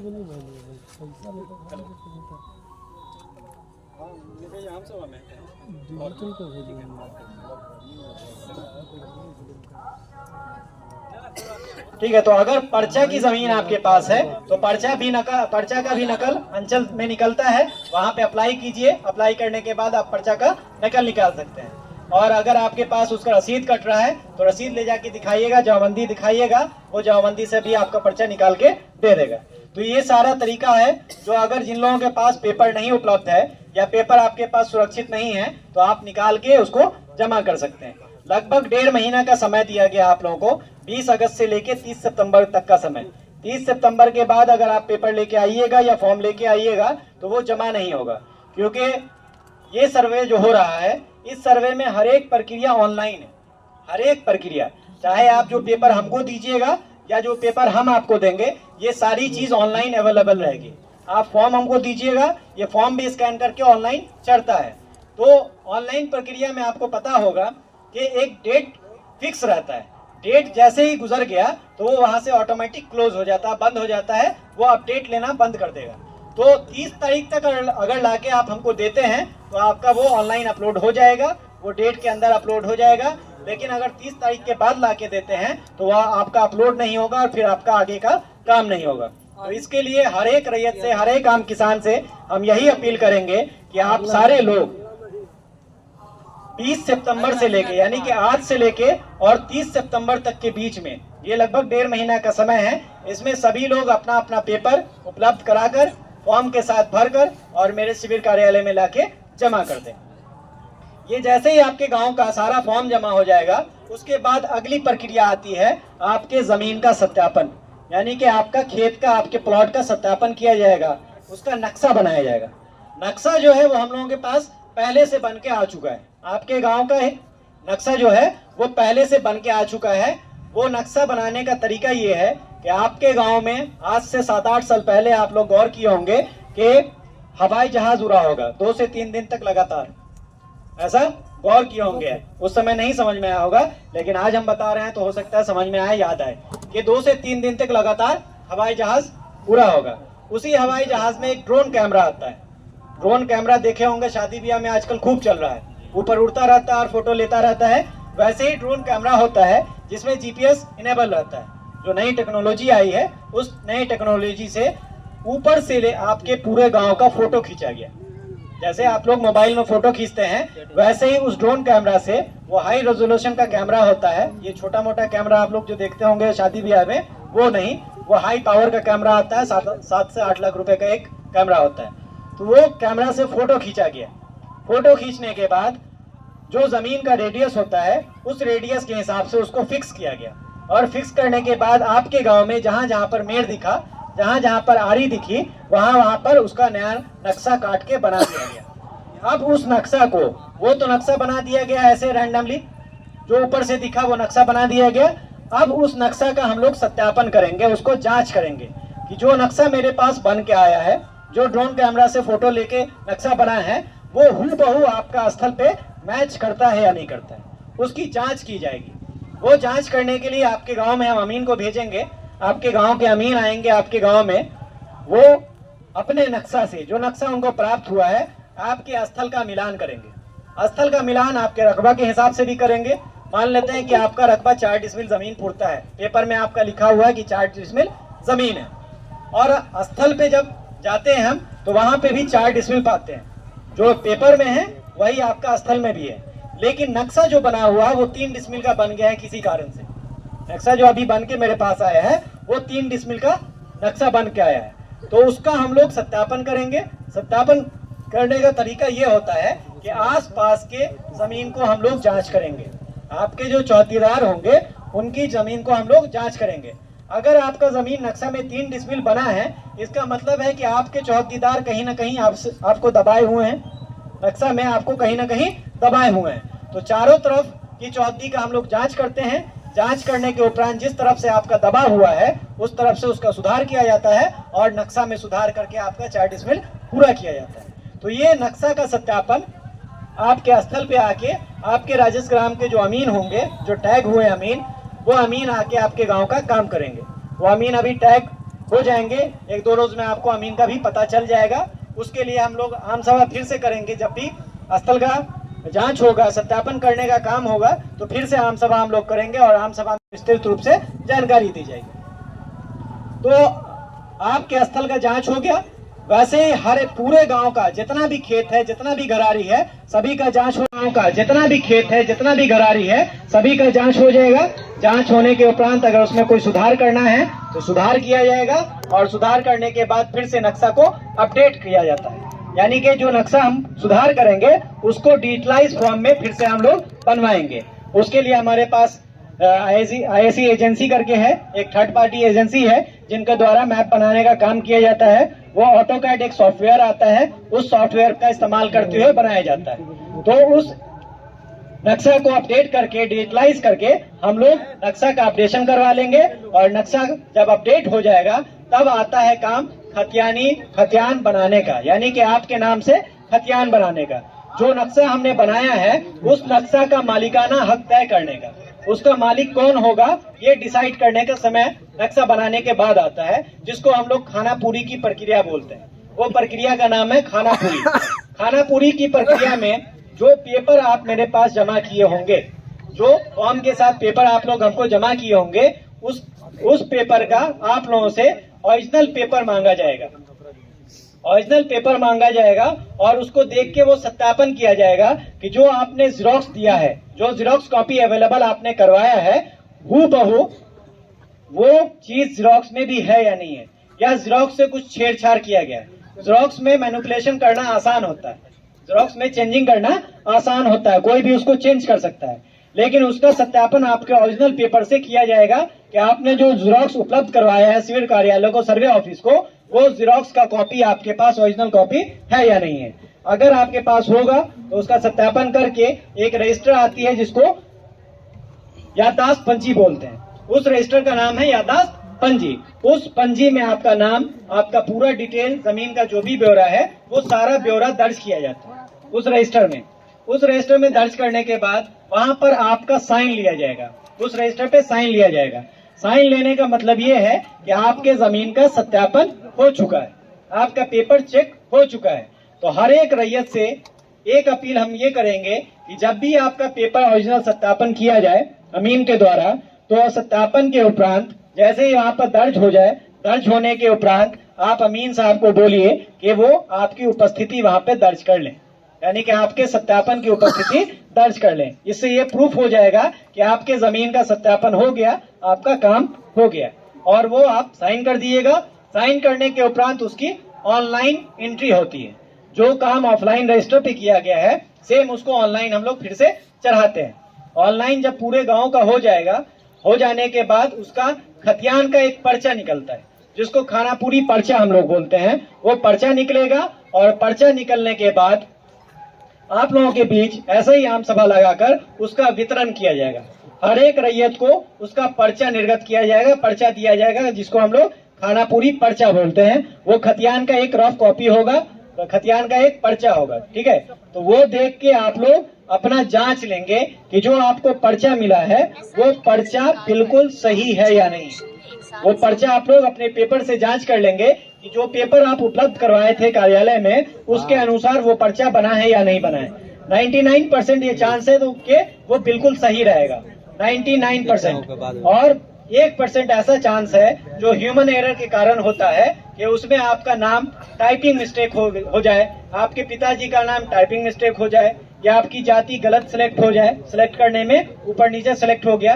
तो इस तरह का चांस 1% बनता है, जिसको ह्यूमन एरर बोलते हैं। तो अगर इस तरह का कोई भी उसमें गलती रह गई है, कमी रह गई है, तो आपको 3 बार सुधार करने का चांस दिया जाएगा, 3 बार, ठीक है। सर्वे में ये प्रक्रिया होती है कि सर्वे के क्रम में आप लोगों को जो पर्चा निर्गत होता है, पर्चा को सुधार करने का 3 बार ऑप्शन दिया जाता है।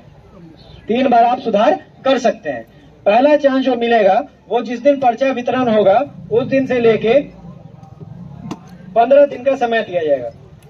जिस दिन पर्चा आपके गांव में वितरण होगा उस दिन से लेके 15 दिन का समय आपको दिया जाएगा कि 15 दिन के भीतर अपना दावा आपत्ति देकर उसकी जांच करवा लें, ठीक है। कि 15 दिन के भीतर आप क्या कीजिएगा कि अगर उसमें कोई कमी रह जाती है, कोई गलती रह जाती है, तो उसका सुधार आप 15 दिन के भीतर उपस्थित होकर करवा लें। वो पहला चांस मिलेगा आपको 15 दिन का। जैसे ही वो सुधार हो गया, सुधार होने के बाद ऑनलाइन अपडेट होगा, ऑनलाइन अपडेट होने के बाद फिर से आपके बीच में उसका वितरण किया जाएगा। वितरण करने के बाद फिर आपको समय दिया जाएगा दूसरा सुधार का, और वो समय सीमा होता है 30 दिन का, यानी कि 1 महीने का। 1 महीने के भीतर आप अपना जो भी दावा है, जो भी कमी रह गया है, उसको दावा प्रस्तुत करके सुधार करवा सकते हैं। पहला ऑप्शन 15 दिन का, दूसरा ऑप्शन 30 दिन का। और ये 2 ऑप्शन जो है आपको अंचल लेवल पे जो सर्वे ऑफिस है उस लेवल पे काम होगा, यानी कि सुधार की जो प्रक्रिया होगी वो आपका अंचल ऑफिस पे होगी, आपका बुखरा अंचल में जो सर्वे ऑफिस खुलेगा वहां पर होगी।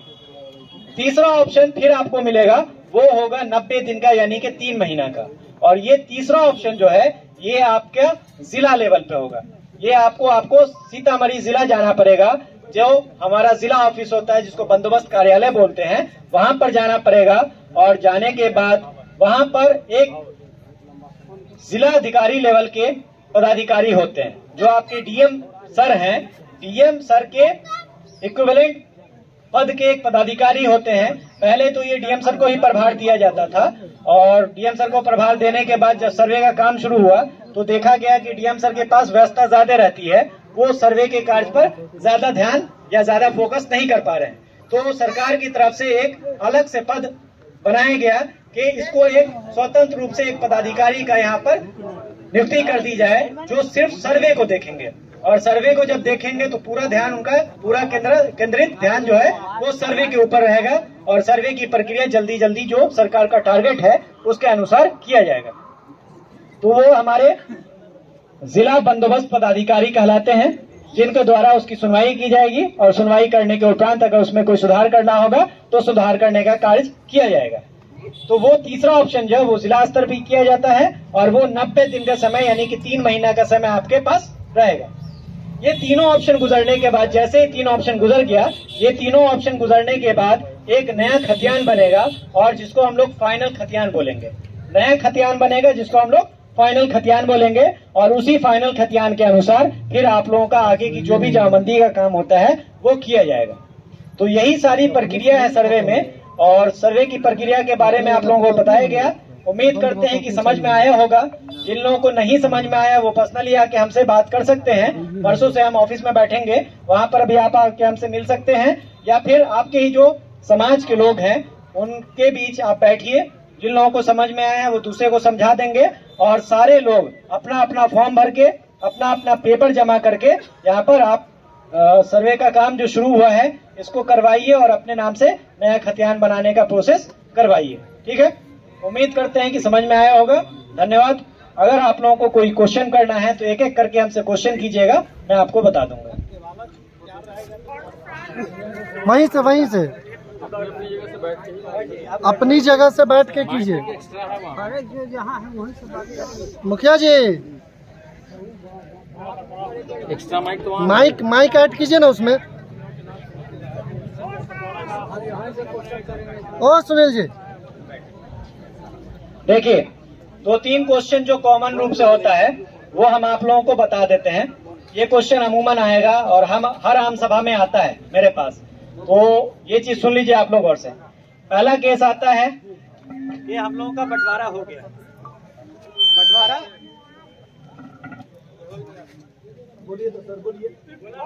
सारे रैयतों का बंटवारा हो गया। ठीक है, बंटवारा होने के उपरांत सभी के नाम से अलग अलग जमाबंदी कायम हो गई, और जमाबंदी के हिसाब से अपना अपना जोत आबाद कर रहे हैं। तो जमाबंदी जो कायम होती है उसमें भी आपको बंटवारा नामा लगाना पड़ता है। हेलो, तो आपके नाम से जो जमाबंदी है उसका आप नकल ले आइएगा, और नकल लाने के बाद उसके आधार पे भी बंटवारा का काम हो जाएगा। जिन लोगों का बंटवारा अभी नहीं हुआ है, मौखिक बंटवारा है या फिर बंटवारा नहीं हुआ है, उन लोगों को नए सिरे से एक शेड्यूल बनाना पड़ेगा जिसको बंटवारा नामा बोलते हैं, और उस बंटवारा नामा के आधार पे आपका नया खतियान बनाने का प्रक्रिया होगा। तीसरा एक क्वेश्चन जो कॉमन आता है कि सर मेरा दाखिल खारिज नहीं हुआ है, या परिमार्जन नहीं हुआ है, या फिर रसीद में गलत नाम दर्ज हो गया है, खाता खिसरा गलत दर्ज हो गया है। इस तरह का क्वेश्चन हमेशा आता है, हर आम सभा में आता है। तो आप लोगों को हम ये सुनिश्चित कर दें कि कोई भी जमीन का अगर दाखिल खारिज आपके पास नहीं है तो उससे आपको घबराना नहीं है। बिना दाखिल खारिज करवाए हुए ये सर्वे में हो जाएगा। सर्वे की प्रक्रिया है, इसके जांच की प्रक्रिया है। इसी प्रक्रिया में जांच हम लोग करेंगे। जांच में अगर सही पाया जाएगा तो बिना दाखिल खारिज के भी आपके नाम से खतियान बनाने का प्रोसेस किया जाएगा। परिमार्जन अगर गलत चढ़ा हुआ है, आपके नाम हो, पिता का नाम हो, खाता खिसरा अगर ऑनलाइन गलत चढ़ गया है, तब भी आपको उससे घबराने की जरूरत नहीं है। आपके पेपर पे अगर सही नाम दर्ज है, आपके पेपर पे अगर सही खाता खिसरा दर्ज है, तो उसके आधार पे नया खतियान बनाने का काम किया जाएगा। आपको घबराने की जरूरत नहीं है। तो परिमार्जन और दाखिल खारिज या जमाबंदी इसके पीछे आप लोग भागना बंद कर दीजिए। ये सारा प्रक्रिया सर्वे के प्रक्रम में है और सर्वे के प्रक्रम में इसकी जांच करके आपके नाम से नया खतियान बनाने की प्रक्रिया आरंभ कर दी जाएगी। ठीक है।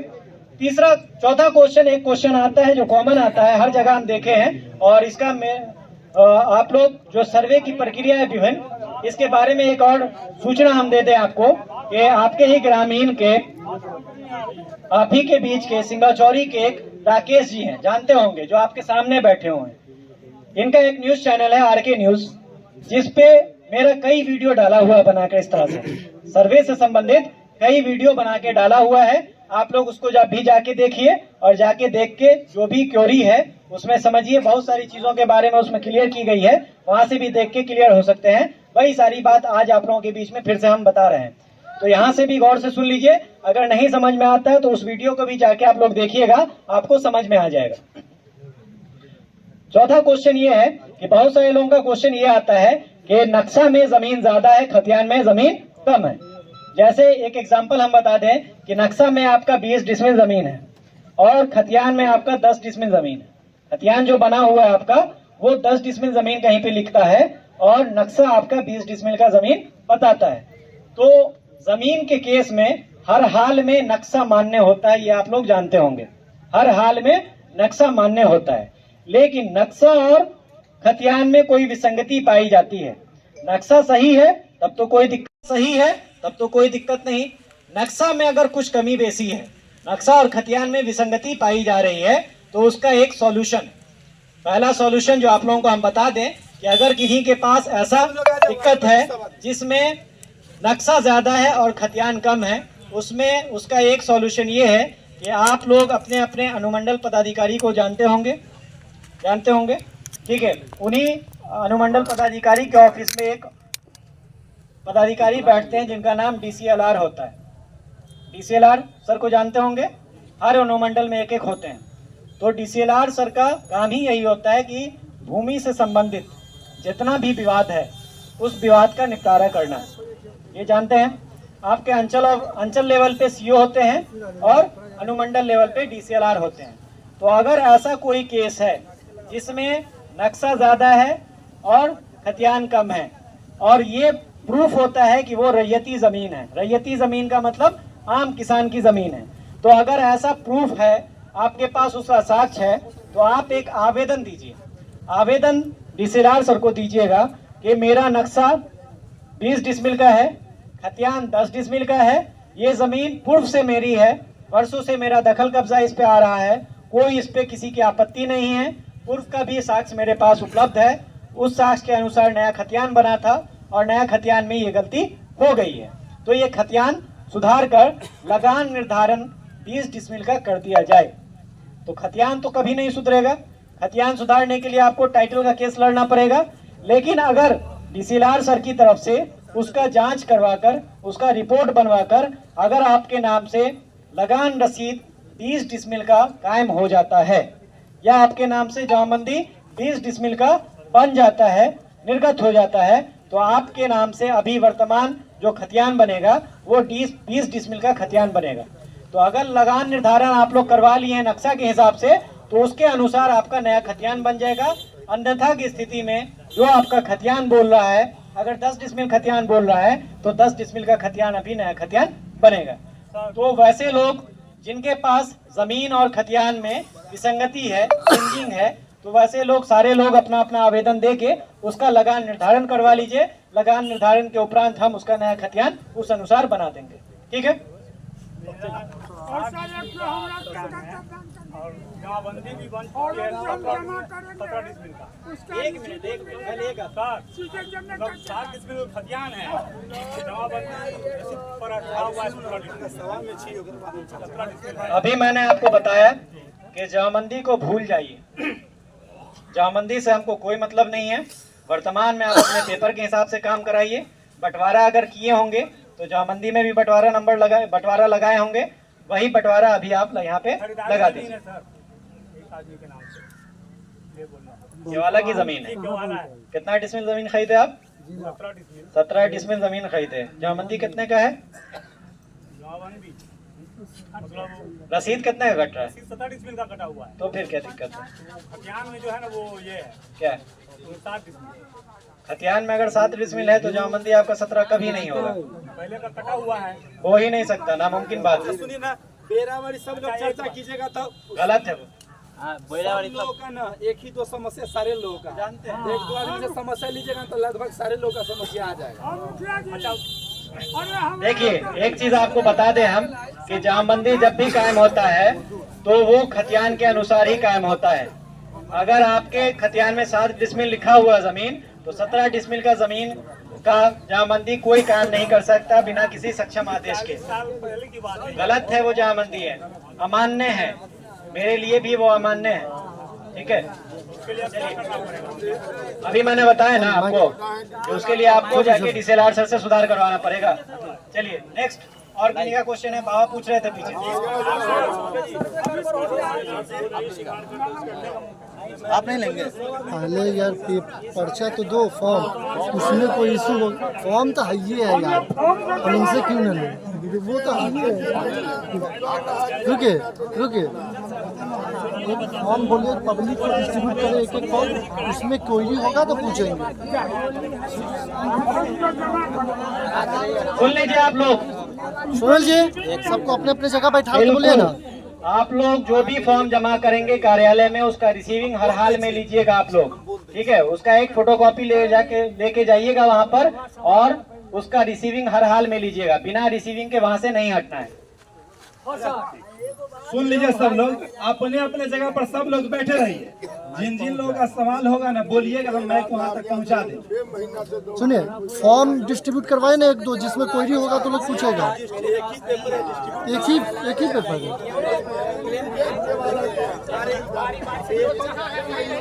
पेपर एक ही है, दे देंगे, जहाँ जहाँ जिरॉक्स होता है वहाँ वहीं से सारे लोग को लेना है ना। हो यही दीजिए माइक दीजिए। मेरा वाली सवाल एक एक आदमी पूछे, सब लोगों का लगभग। अरे यार ऐसे में गड़बड़ा जाए कोई आदमी से। भैया राशिद जी, असर भैया हटिए फॉर्म ले लीजिएगा, 2 मिनट। सब आदमी बैठे ना, फॉर्म लास्ट में लोगे, हट ना। पूछ पाएंगे नहीं किसी क्लियर फॉर्म। अरे माइक लो, बोलो बंदोबस्ती पर चढ़ा जहाँ पर ऑनलाइन होगा ना वहीं पर फॉर्म ये कोई बनवा लिया, वहीं से सारे लोग जिरॉक्स मुझे मालूम नहीं उसका क्या है। सब लोग बैठिए भैया। क्या बोल रही, मोबाइल का लगे नंबर टाइप करवाइए, नंबर है ये, इसका फोटो ले लीजिए ना। जमा लीजिए ना आप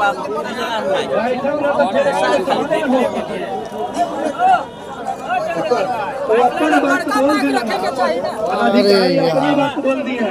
अगर आप लोग के मन में हो आप लोग ही बात बोलिएगा ना, बैठेगा तो ना समझ पाइए। बैठे ना, कहे ना, एकदम बैठने के तैयार।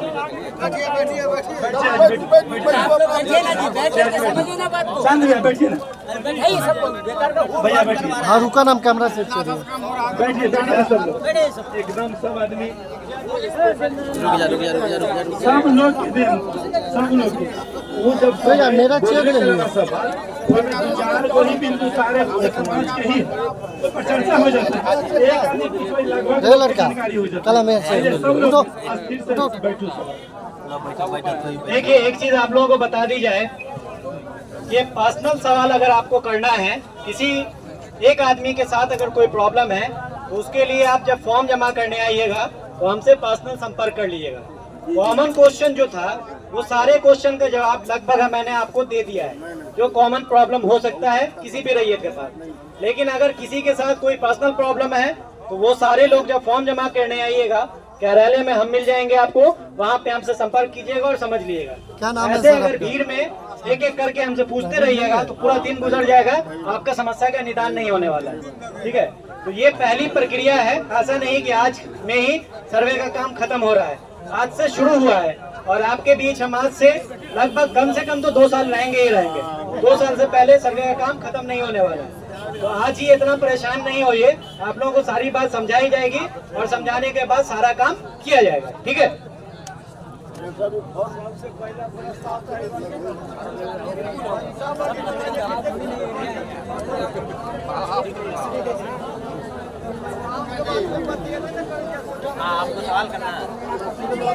करो ना बंदोबस्ती पर्चा जो है। अरे माइक ला।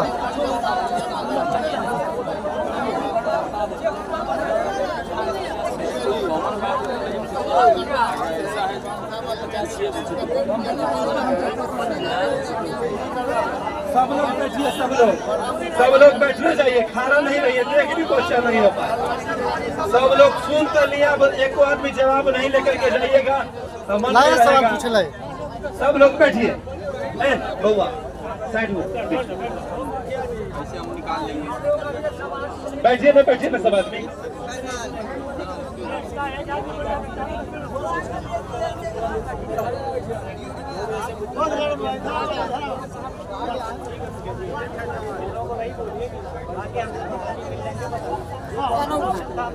वहाँ जाना पूरा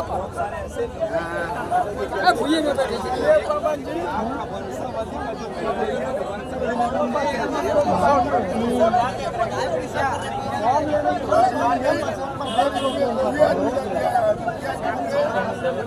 सरकार बनाया है, सर्वे ऑफिस नहीं बनाया चाचा। सरकार का हम कैसे चल मेरे हाथ में उस पे हम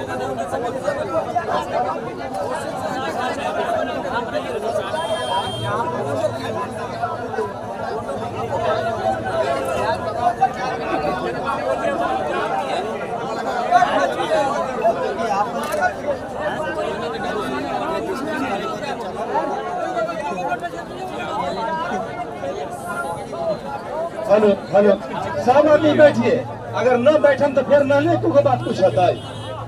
सब आदमी सर साइड में 2 मिनट बैठू ना, सामने बैठू सब आदमी साइड में। सुनिए ना सर, अरे सब आदमी कहला दादाजी बैठू ना, बैठू ना, सब आदमी समझते ना, बैठू ना 2 मिनट। सब आदमी तो यही ना, बैठू ना 2 मिनट। दादाजी यही ना, बैठिए ना। ओ सर बैठू ना 2 मिनट, हम सब विषय पर चर्चा हो जाए। अच्छा एक और बात है, अंचल में जो आप जमा करने के लिए ले रहे हैं, हमारा अपना है कि उसको हमारे पंचायत भवन में ही अगर जमा करवा देते तो हमारे लोगों के लिए बहुत आसान हो जाता, हमारे समाज के लिए, हमारे जनता के लिए। जो अंचल में है ना, आपका पूरा सिस्टम पूरे ब्लॉक का अंचल में जमा होगा, तो आप ऐसे जो आप किन्हीं पर विश्वास करें, आप अपने अधिकार जो अमीन वगैरह है ना, हमारे पंचायत भवन में उनको बैठा दीजिए 2 दिन 3 दिन करके, सप्ताह में 2 दिन 3 दिन बैठा दीजिए। लगभग तो सारे हमारे लोगों का तो पेपर तैयार कम से कम होगा, तो वो क्या होगा कि वो हमारे पंचायत भवन में आसानी से जमा कर देंगे। और नहीं तो अगर हमारे ब्लॉक में जमा जो करने जाएंगे तो हमारे जनता वहां जा करके दर दर के ठोकर खाएंगे, कभी उस कार्यालय में जाएंगे, कभी उस कार्यालय में जाएंगे। देखिए, सर्वे ऑफिस की प्रक्रिया ब्लॉक से बिल्कुल अलग है। इसके लिए तो निश्चिंत हम कर देना चाह रहे हैं आप लोगों को कि सर्वे ऑफिस और जो अंचल ऑफिस है, इन दोनों को आप लोग मिलान मत कीजिएगा कभी। आपका काम जब शुरू होगा तो आपको खुद समझ में आ जाएगा कि सर्वे ऑफिस का काम कैसे होता है और अंचल ऑफिस का काम कैसे होता है। दूसरा, मुखिया जी का अगर रिक्वेस्ट है, देखिए एक्चुअल में है क्या, अभी मेरे पास सिर्फ 5 अमीन है। अभी जो वर्तमान में विभाग की तरफ से दिया गया है वो सिर्फ 5 अमीन दिया गया है, और आपके ब्लॉक में 28 राजस्व ग्राम है। तो उस 5 अमीन के बीच 2800 गांव का वितरण किया गया है। किसी के पास 6 गांव है, किसी के पास 5 गांव है, किसी के पास 7 गांव है, इस तरह से।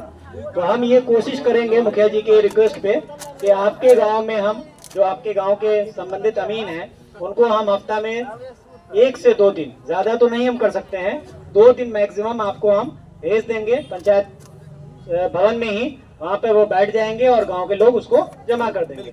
लेकिन जो लोग पहुंच सकते हैं अंचल में, वो वहाँ पहुंचकर जमा कर दीजिए। ऐसा नहीं कि भरोसे में बैठ जाइए और भरोसे में बैठने के कारण आप पीछे हो जाइए। तो हम 2 दिन भेज देंगे, वो हम डेट निर्धारित करके मुखिया जी को बता देंगे, वो अपने स्तर से इसका प्रचार प्रसार करवा देंगे। अभी तो 1 हफ्ता आप लोगों को पेपर जमा मतलब सुलझाने में ही लग जाएगा। तो ये इस हफ्ता को छोड़ दीजिए, अगले हफ्ते से हम लोग आपके गांव में पंचायत भवन जो है वहाँ पे हम 2 दिन के लिए बिठा देंगे, वहाँ पे भी जमा कर सकते हैं। पब्लिक के क्वेश्चन लीजिए। देखिए, वंशावली का जो प्रोसेस है वो बिहार सरकार का प्रोसेस है, उसमें हम लोग कुछ नहीं कर सकते हैं, वो विभागीय स्तर का प्रोसेस है। उसके लिए आप लोग जाके सीएम को आवेदन लिखिए, उसके अलावा कुछ नहीं हो सकता। उसमें जो रूल है, रूल के हिसाब से काम कीजिए, उसमें कुछ नहीं कर सकते। जी सर। महबूब सर, वंशावली को प्रक्रिया जो बताए हैं,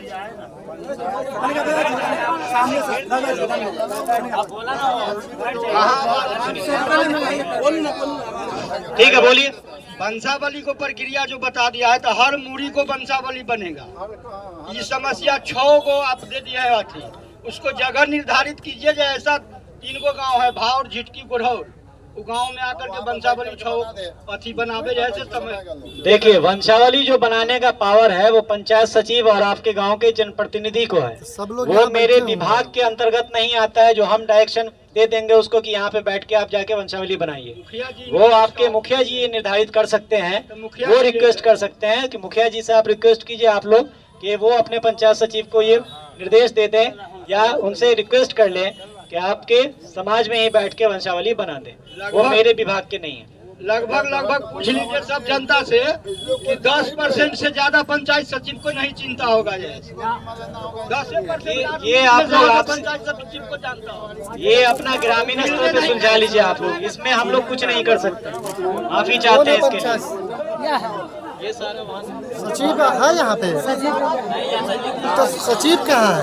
तो सरपंच सब आदमी शांत रहो ना, सब आदमी शांत रहो। चर्चा जी, वो सब सचिव लोग नहीं है। शांत रहो, सारे विषय पर चर्चा होता है। सरपंच वाला मुखिया चलो जी, बीच में कोई आदमी ना, साइड होइए ना, साइड। और सारे लोग ऐसे अगर बेरा वाली सब लोग सब विषय पर चर्चा है। दादाजी का चर्चा है ना, ये बहुत महत्वपूर्ण है। लेकिन वो बात की बात है। सर, महबूब सर, सुनिए ना। हाँ सुनिए, झिटकी वाला बताइए मुखिया जी न रहते तब क्या आवाज नहीं आई चाचा? सचिव हो गई सरकार चुप रहिए थोड़ा, यहाँ पे ये मत बोलिए, अभी काम करने के बाद हो बोलिए। ठीक है,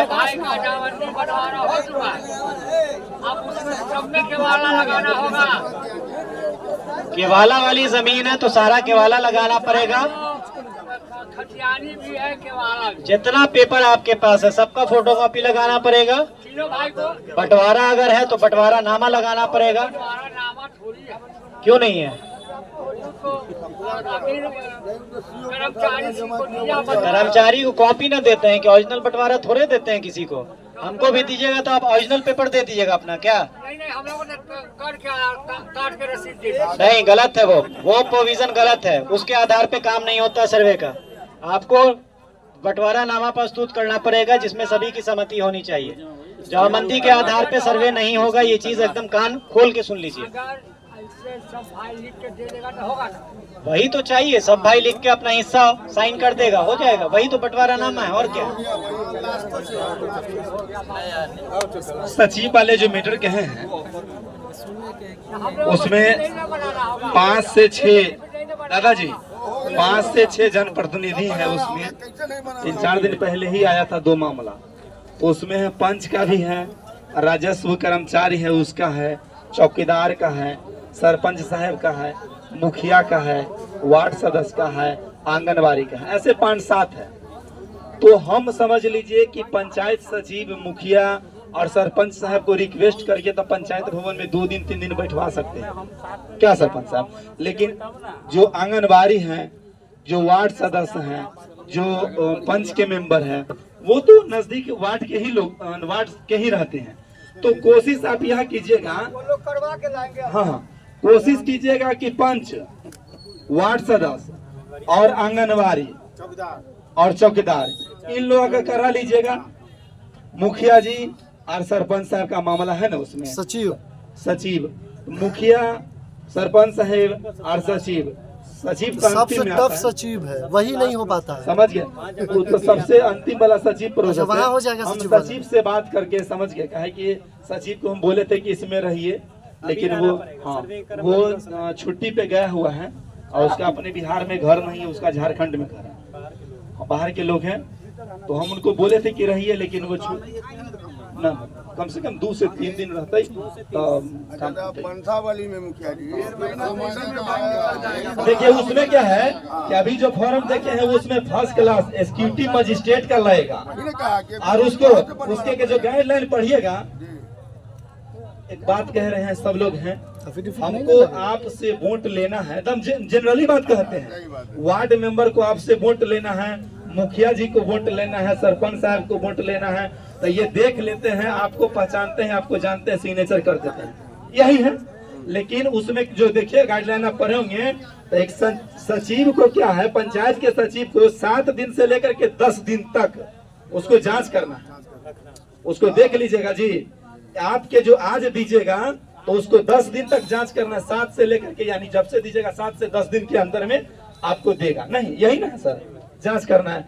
तो हम कोशिश कर रहे हैं कि उसको गुड फेथ में लेकर के, कि किसी भी अधिकारी है, हम वो ज्यादा अगर टेढ़े आएंगे उस पर तो वो टेढ़े आएंगे, क्या स्वाभाविक बात है। तो हम गुड फेथ में उसको लेकर के कोशिश करेंगे कि सब जितने भी जनप्रतिनिधि रहे, माननीय सरपंच साहब रहे, ग्राम कचहरी के सचिव साहब रहे, सारे लोग हम लोग एक जगह बैठ करके चर्चा कर लेंगे और कोशिश करेंगे कि आसानी से हो जाए। और एक बात, उसको तो हर हाल में कराइए दीजिएगा, ताकि आपके अमीन 1-2 दिन अगर आ जाते हैं तो सारा पेपर हमारा कलेक्ट होकर के, और वो जिस दिन आएंगे पेपर उसी दिन ले जाएंगे, हमको कोई दिक्कत नहीं है। आप ही का पेपर है, सिर्फ यह हमारे लिए आपका बहुत समझ लीजिए, हम लोग बहुत आभार व्यक्त करते रहेंगे जीवन भर, कि आप एक बार 2 बार बैठा, 2 दिन बैठा देते हैं तो आसानी से हम लोग का काम हो जाए, हमारे लोगों का। जिसका बलसा बना है वहाँ से ब्लॉक से ओ उसका नहीं मुखिया चलेगा। जी, वो जो हम आपके पास भेजे थे तो वो क्या कहते हैं, मान्यता है कि नहीं? वो जो बंसावली भेजा था, हम जितने बंसावली आया था हम सब लगभग लोगों के सिग्नेचर करके दे दिए। आप वो किस चीज के लिए बंसावली बनाए थे और नहीं बनवाए थे वो आप ही जानते हैं। वो जमीनें बंटवारा के चक्कर में क्या जमीन बंटवारा के लिए बंसावली बना है तो हो ही सकता है। पूर्व का अगर बना हुआ है तो चलेगा, अंचल से अगर बना हुआ वो भी चलेगा, और अगर पूर्व का कोई कोर्ट का वंशावली बना हुआ है वो भी चलेगा। सरपंच साहब का जो बना हुआ है, सरपंच वाला इनवैलिड सरकार की तरफ से कर दिया गया है तो वो अमान्य है। अच्छा 2-4 जो जनता का हमारे बीच में आया था सर, हम चर्चा उस पर कर लेते हैं। बहुत सारे ऐसे परिवार हैं सर जो गरीब परिवार थे, मानकर चलिए कि हमारा जमीन ज्यादा है यहाँ और फिर दूसरे जगह हमारा जमीन है, तो हम दान आदान प्रदान किए हुए हैं जमीन, लेकिन उसका अभी तक लिखाया हुआ नहीं। तो ऐसा परिस्थिति आ गया है तो वो जमीन हमारे ही नाम से है और वो जमीन उनके ही नाम से है ना जमीन। तो अभी तो दोनों नाम का आदान प्रदान नहीं हुआ, सिर्फ दोनों व्यक्ति घर बना करके रह रहे हैं।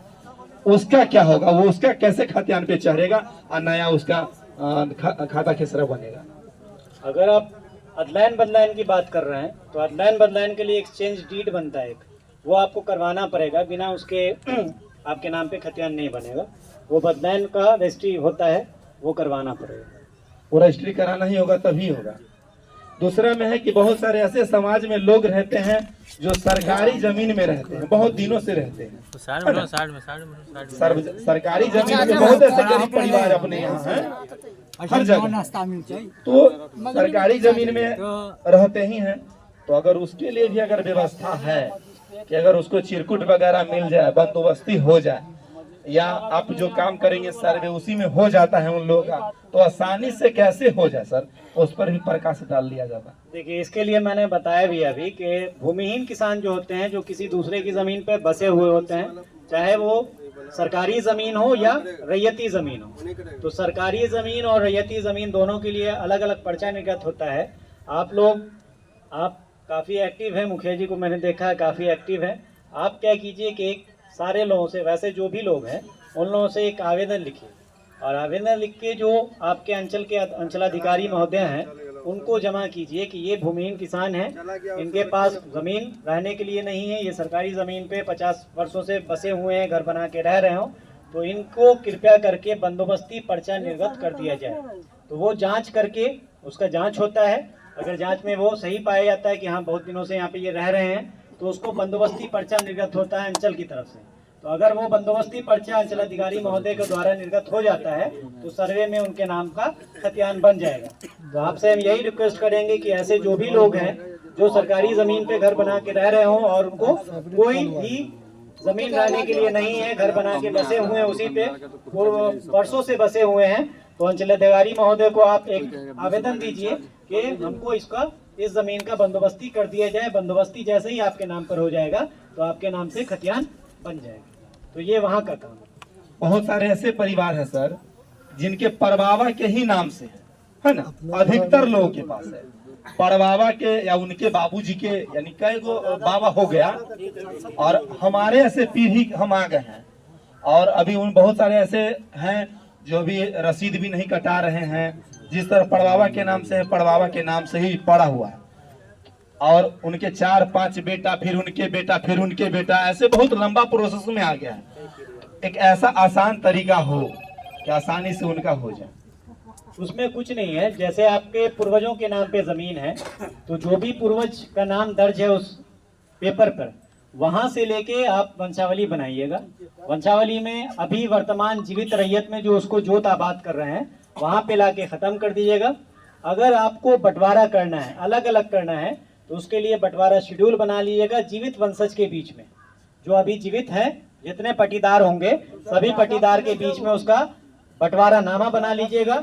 सभी पक्ष का उस पर हस्ताक्षर ले लीजिएगा।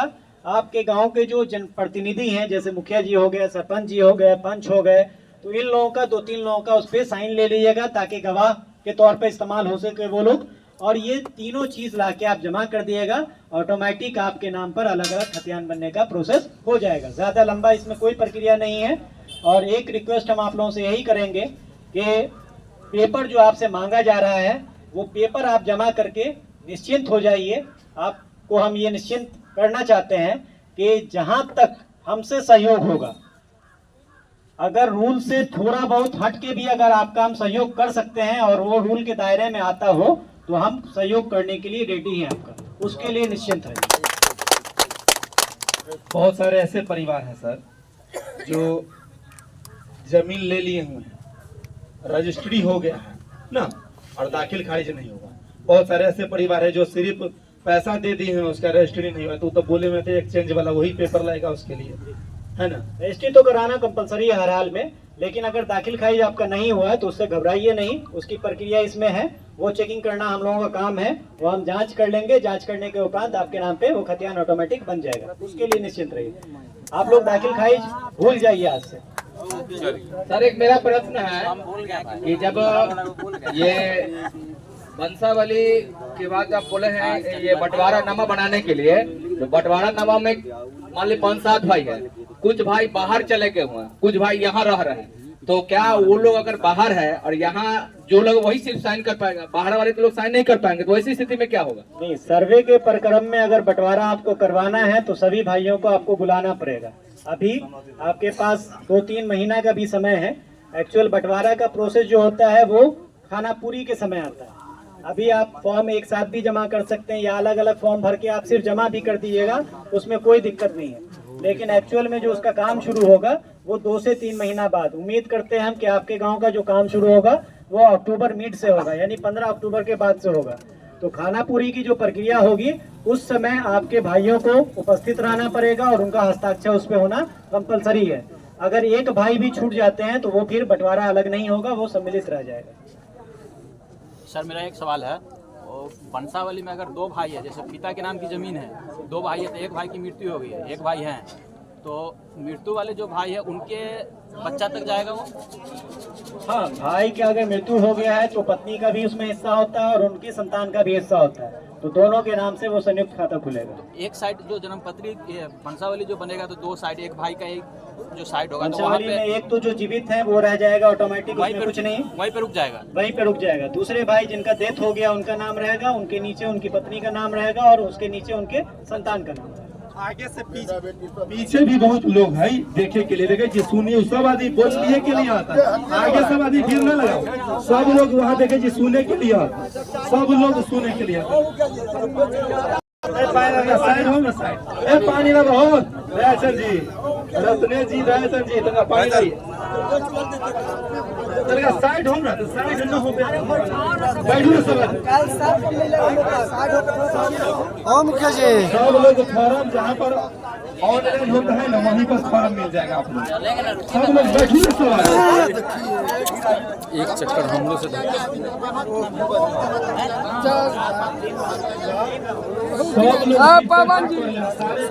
लोग इनकरा से न समझ में आएला किताब समझ हाँ बोल साहब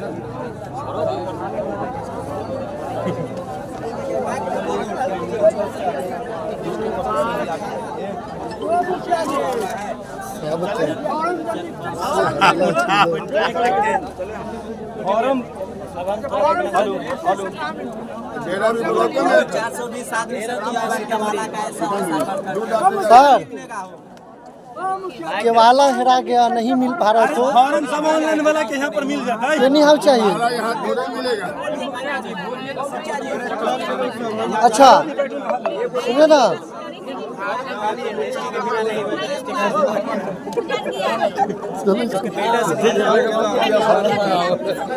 कोई तो होगा ना कोई नहीं बैठो ना कोई आदमी न समझ बैठिए ना ऐसे तो हम किसी से बात नहीं कर पाएंगे। आप लोग सामने माइक पे बात कीजिए, हम बात करते हैं।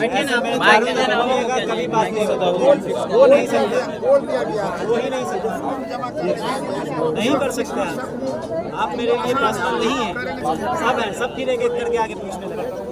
इंक्वायरी काउंटर नहीं है। सबसे पहली बात, आम सभा है तो आम सभा में सारे लोगों को जानकारी दी जाती है। पर्सनल सवाल करना हमसे पर्सनल आके मिलिए, ऐसे अगर एक एक करके पूछिएगा माफी चाहते हैं उसके लिए। हमसे अगर बात करनी है तो आप अंचल में आइए, परसों से हम रहेंगे, बिल्कुल मिलेंगे। टाइमिंग सर टाइमिंग करने का ऑफिस टाइमिंग 12 बजे का कार्यालय। हेलो ऑफिस टाइमिंग सर ये न बोलो यार। मतलब कई बजे से रहेंगे आप? 11 से 4-5 बजे तक। तब बोलिए टाइम टेबल होगा ना, यही अपना नंबर है। हम कुछ बोलना चाहता है नंबर वाला नंबर है। मुखिया जी भाई पूछ के समझावे कि सबके बैठाइए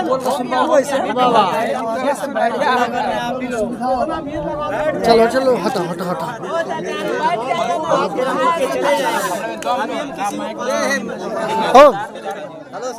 ना जनरल पब्लिक को कोई प्रॉब्लम आया तो आके बोलो। चकबंदी का पीछे खड़ा ये रिकॉर्ड कर दूं, ये रिकॉर्ड कर। माइक कहाँ है? माइक ना लाओ, माइक तो हमारे पास भी रहले, बोलते नहीं का दिया मेरे पास था ना, बोलो।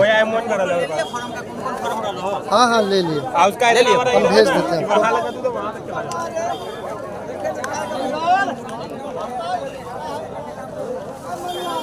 बोया भाई एमोन का तार इतना बड़ा है ना कि यहाँ लगेगा सीधे वहाँ पहुँच जाएगा। मेरे पास है। अब तक खत्म है, तब का तार लगा ना वो अब पब्लिक का रिव्यू लो, पब्लिक रिव्यू चला खड़ा हो रे बोली। हम ज़्यादा थोड़ी ना खड़ा रहो यहाँ पर, सबसे बढ़िया इसके अंदर डाल। छूट जाएगा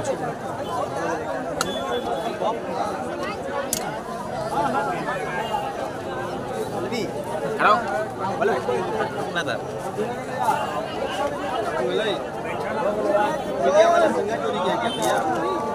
और पकड़ो ना सर, एक और हल्का गिरा ऐसे कर दिया, उठा उठा।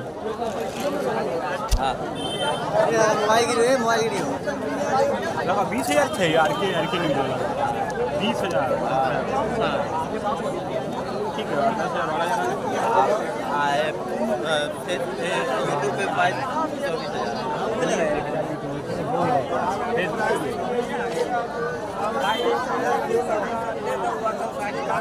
बजे फोन लगा तो फोन बंद काम हो गया। चलाओ लाओ चाबी लाओ, चाबी के हाँ को चाबी दी कामड़े दी हाँ तो चाबी हमें दे लिए साथे ना दे चल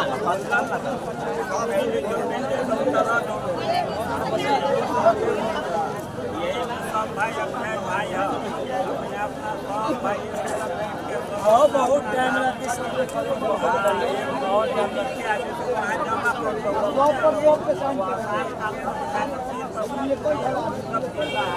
ये वाला सब माले भेज दीजिए, जय आलू माले भेज दीजिए। मोबाइल नंबर है आपके पास? आपका नहीं मेरा 9934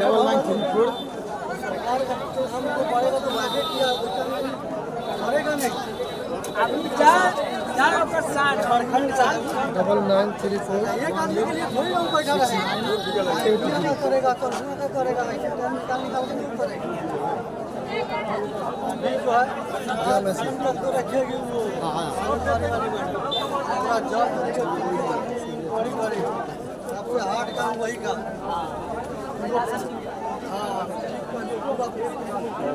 पता करेगी कि हाँ इसका बेटा है कि नाती है बेटा है एक कितना पता कर देगा 10 रुपया चल जाएगा 10 रुपया देखिए उसको क्लिक पागल हो जाएगा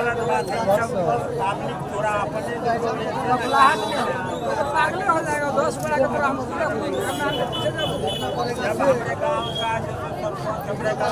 जब शांत रहेगा उसको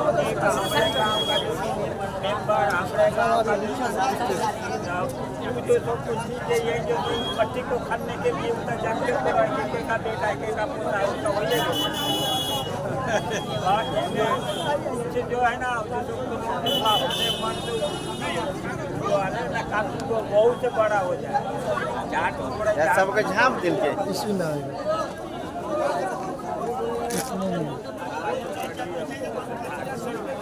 मंदिर वाला ना इसमें ना। जी सर, आप कुछ बताएंगे, क्या समझ में आया आपको? हमको तो सारा कुछ समझ में आ गया भाई। तो बता दीजिए जरा पब्लिक को क्या बताने में क्या दिक्कत है?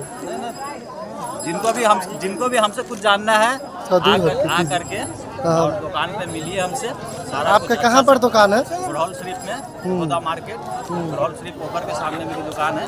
वहाँ पे आइए, सारा कुछ आपका काम करके दिया जाएगा। जो भी प्रॉब्लम है सारा सॉल्व करके दिया जाएगा। आप खतियान भी निकालेंगे? हाँ, खतियान भी निकाल दिया जाएगा। डिजिटल खतियान जो है वो निकाल करके दिया जाएगा।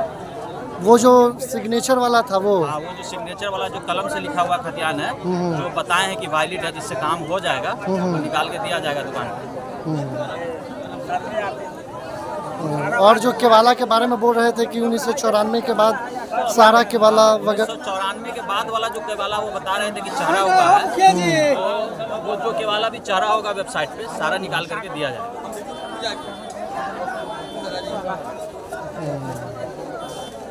ठीक है।